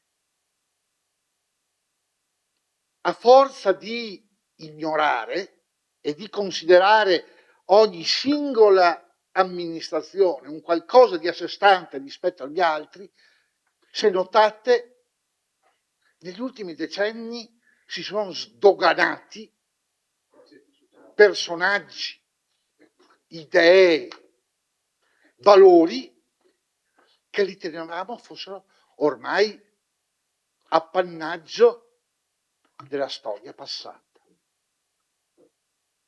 E non è una questione di valutazione personale del sindaco Tizio, del sindaco Caio o del sindaco Sempronio. È solo la presa di coscienza che davvero mai mi sarei immaginato che nella nostra marca gioiosa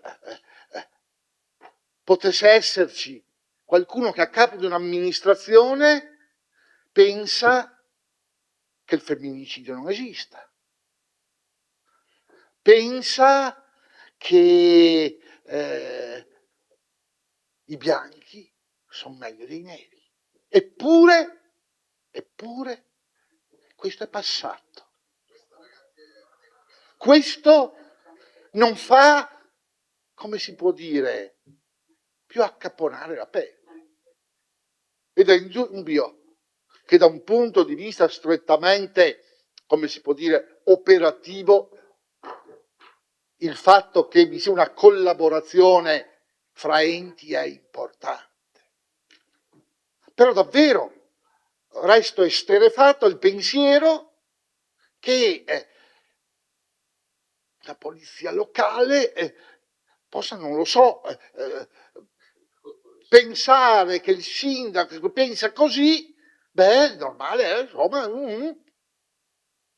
è, come si può dire, un cartellino giallo, quello che il partito ha dato. Va detto anche che probabilmente è una rara avis, probabilmente è un qualcosa di estemporaneo, perché guardandoci, l'ho detto già qualche altra volta, in questa aula dei partiti nazionali ci sono rimasti noi e Tomastoffoli.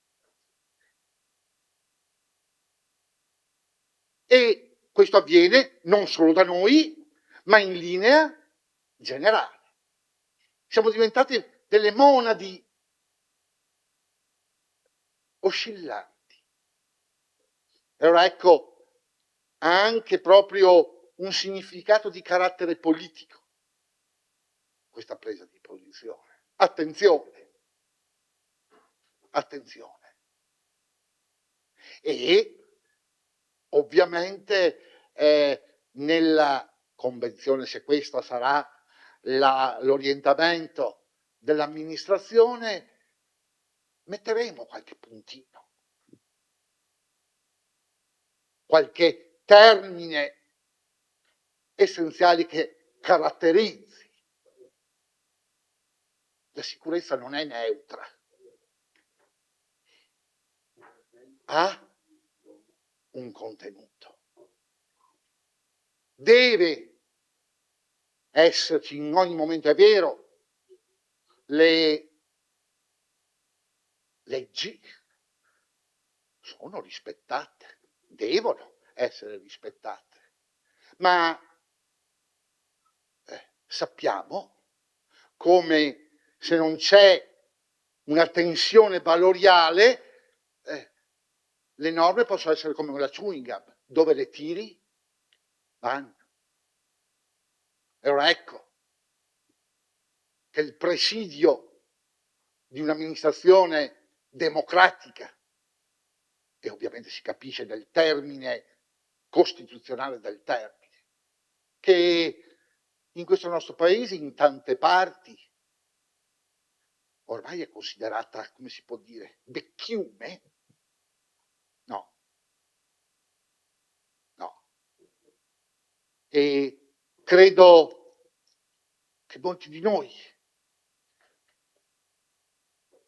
no, 1 o 2 mesi fa, mai avrebbero pensato che in queste prealpi che hanno conosciuto la Resistenza, in queste prealpi che hanno visto e che sanno cos'è la privazione della libertà, a capo una di queste amministrazioni,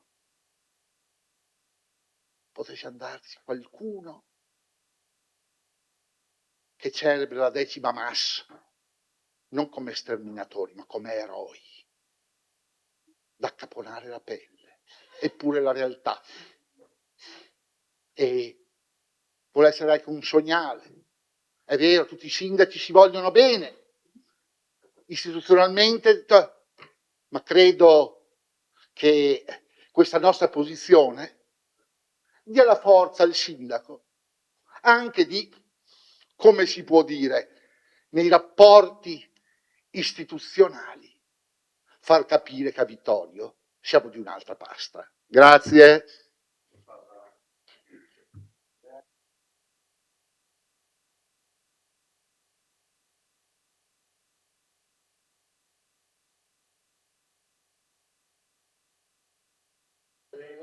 Sì, se non c'è nessun altro che voleva intervenire. Volevo fare solo una precisazione, anche perché non mi vengano attribuite cose che non ho detto e che nemmeno penso. Io non sono arrivata assolutamente a pensare che potessero essere esercitate delle pressioni sulla forza di polizia o cose di questo genere, ma io credo che comunque la politica e le idee politiche si concretizzino anche solo con le scelte. E visto che la nostra polizia locale non può essere ovunque, anche solo indicazioni di quali sono gli interventi a cui dare priorità è comunque una scelta politica e che viene influenzata da quelle che sono le priorità e il pensiero politico di chi queste indicazioni le dà. Quindi semplicemente questo, non volevo dire che nessuno pensa di uscire dalle norme o che vuole fare pressioni sulla polizia locale, assolutamente. L'altra cosa, io non metto in dubbio le intenzioni e la collaboratività del sindaco Boff, non ho motivo di pensarlo, assolutamente, però io mi posso basare solamente su quello che lui dichiara pubblicamente o le idee che sostiene pubblicamente. Quindi, basandomi su quello, io sento una sensibilità completamente diversa che secondo me si concretizza in scelte e linee guida che potrebbero essere molto diverse, perché hanno degli obiettivi e degli intendimenti diversi da quelli che secondo me in realtà caratterizzano un'amministrazione di centrosinistra o un'amministrazione che ha i valori che noi abbiamo dichiarato di avere, le finalità e le modalità di scelta che noi abbiamo dichiarato di avere. Quindi semplicemente su questo io penso che dovremmo prenderci il tempo di riflettere, scegliere insieme quali sono le priorità e quali sono gli obiettivi e come vogliamo politicamente suggerire l'indirizzo della nostra forza di polizia. Grazie.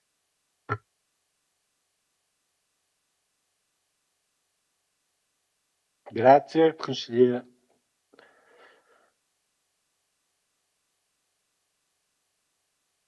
Mi sembra che abbiamo esaurito le prenotazioni e quindi gli interventi, quindi posso dichiarare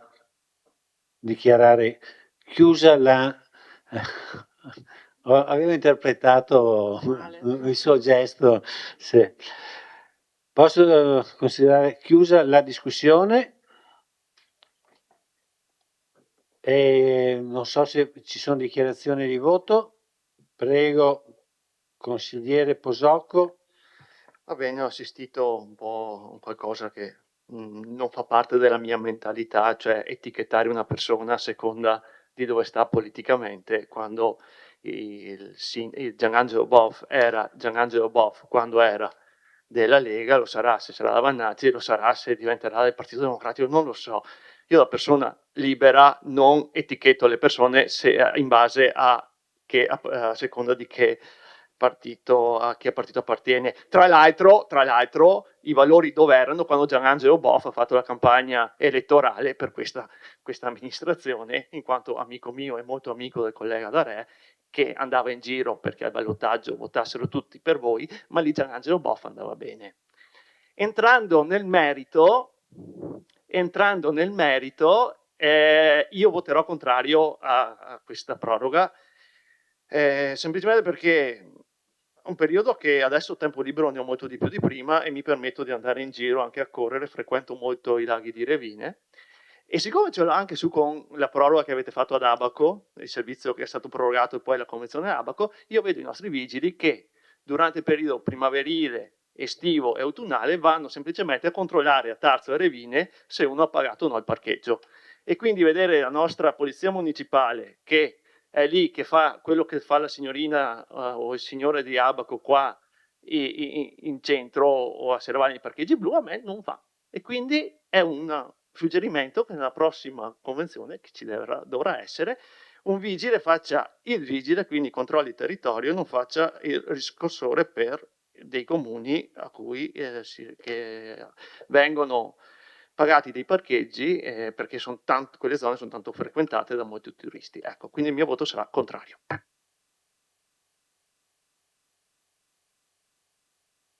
E questa è la dichiarazione di voto. Non ce ne sono altre.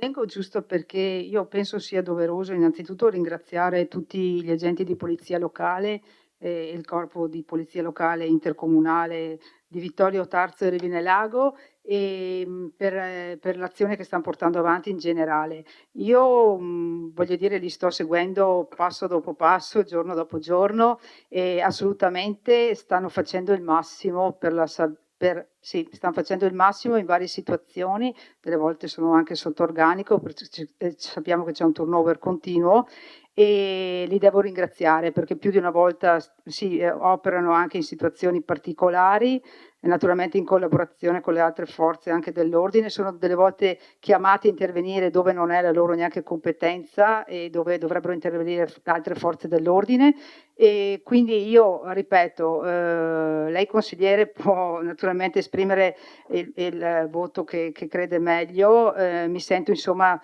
comunque di dire che stanno facendo anche un'azione sul territorio di presenza abbastanza sì, a Vittorio.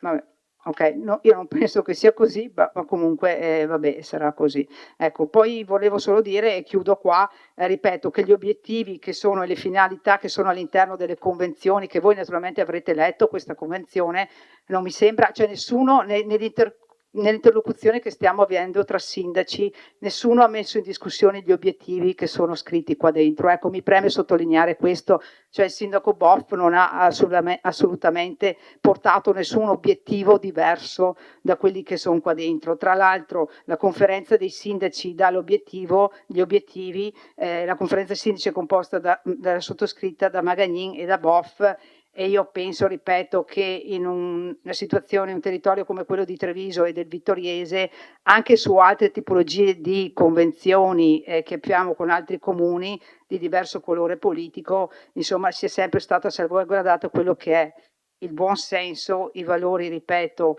costituzionali e di responsabilità che ogni sindaco ha. Poi, ripeto, tutto è discutibile naturalmente e ci aggiorniamo rispetto a questo. Ecco, grazie. Voto favorevole. Bene, chiusa la discussione, non ci sono altre dichiarazioni di voto. Apro la votazione.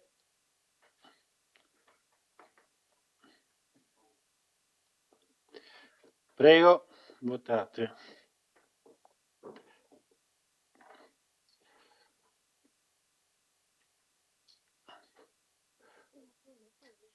Ok, bene, chiudo.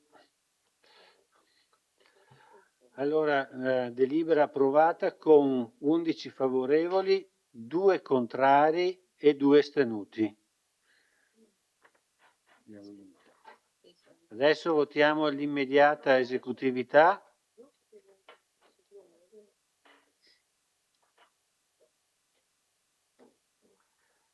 Prego.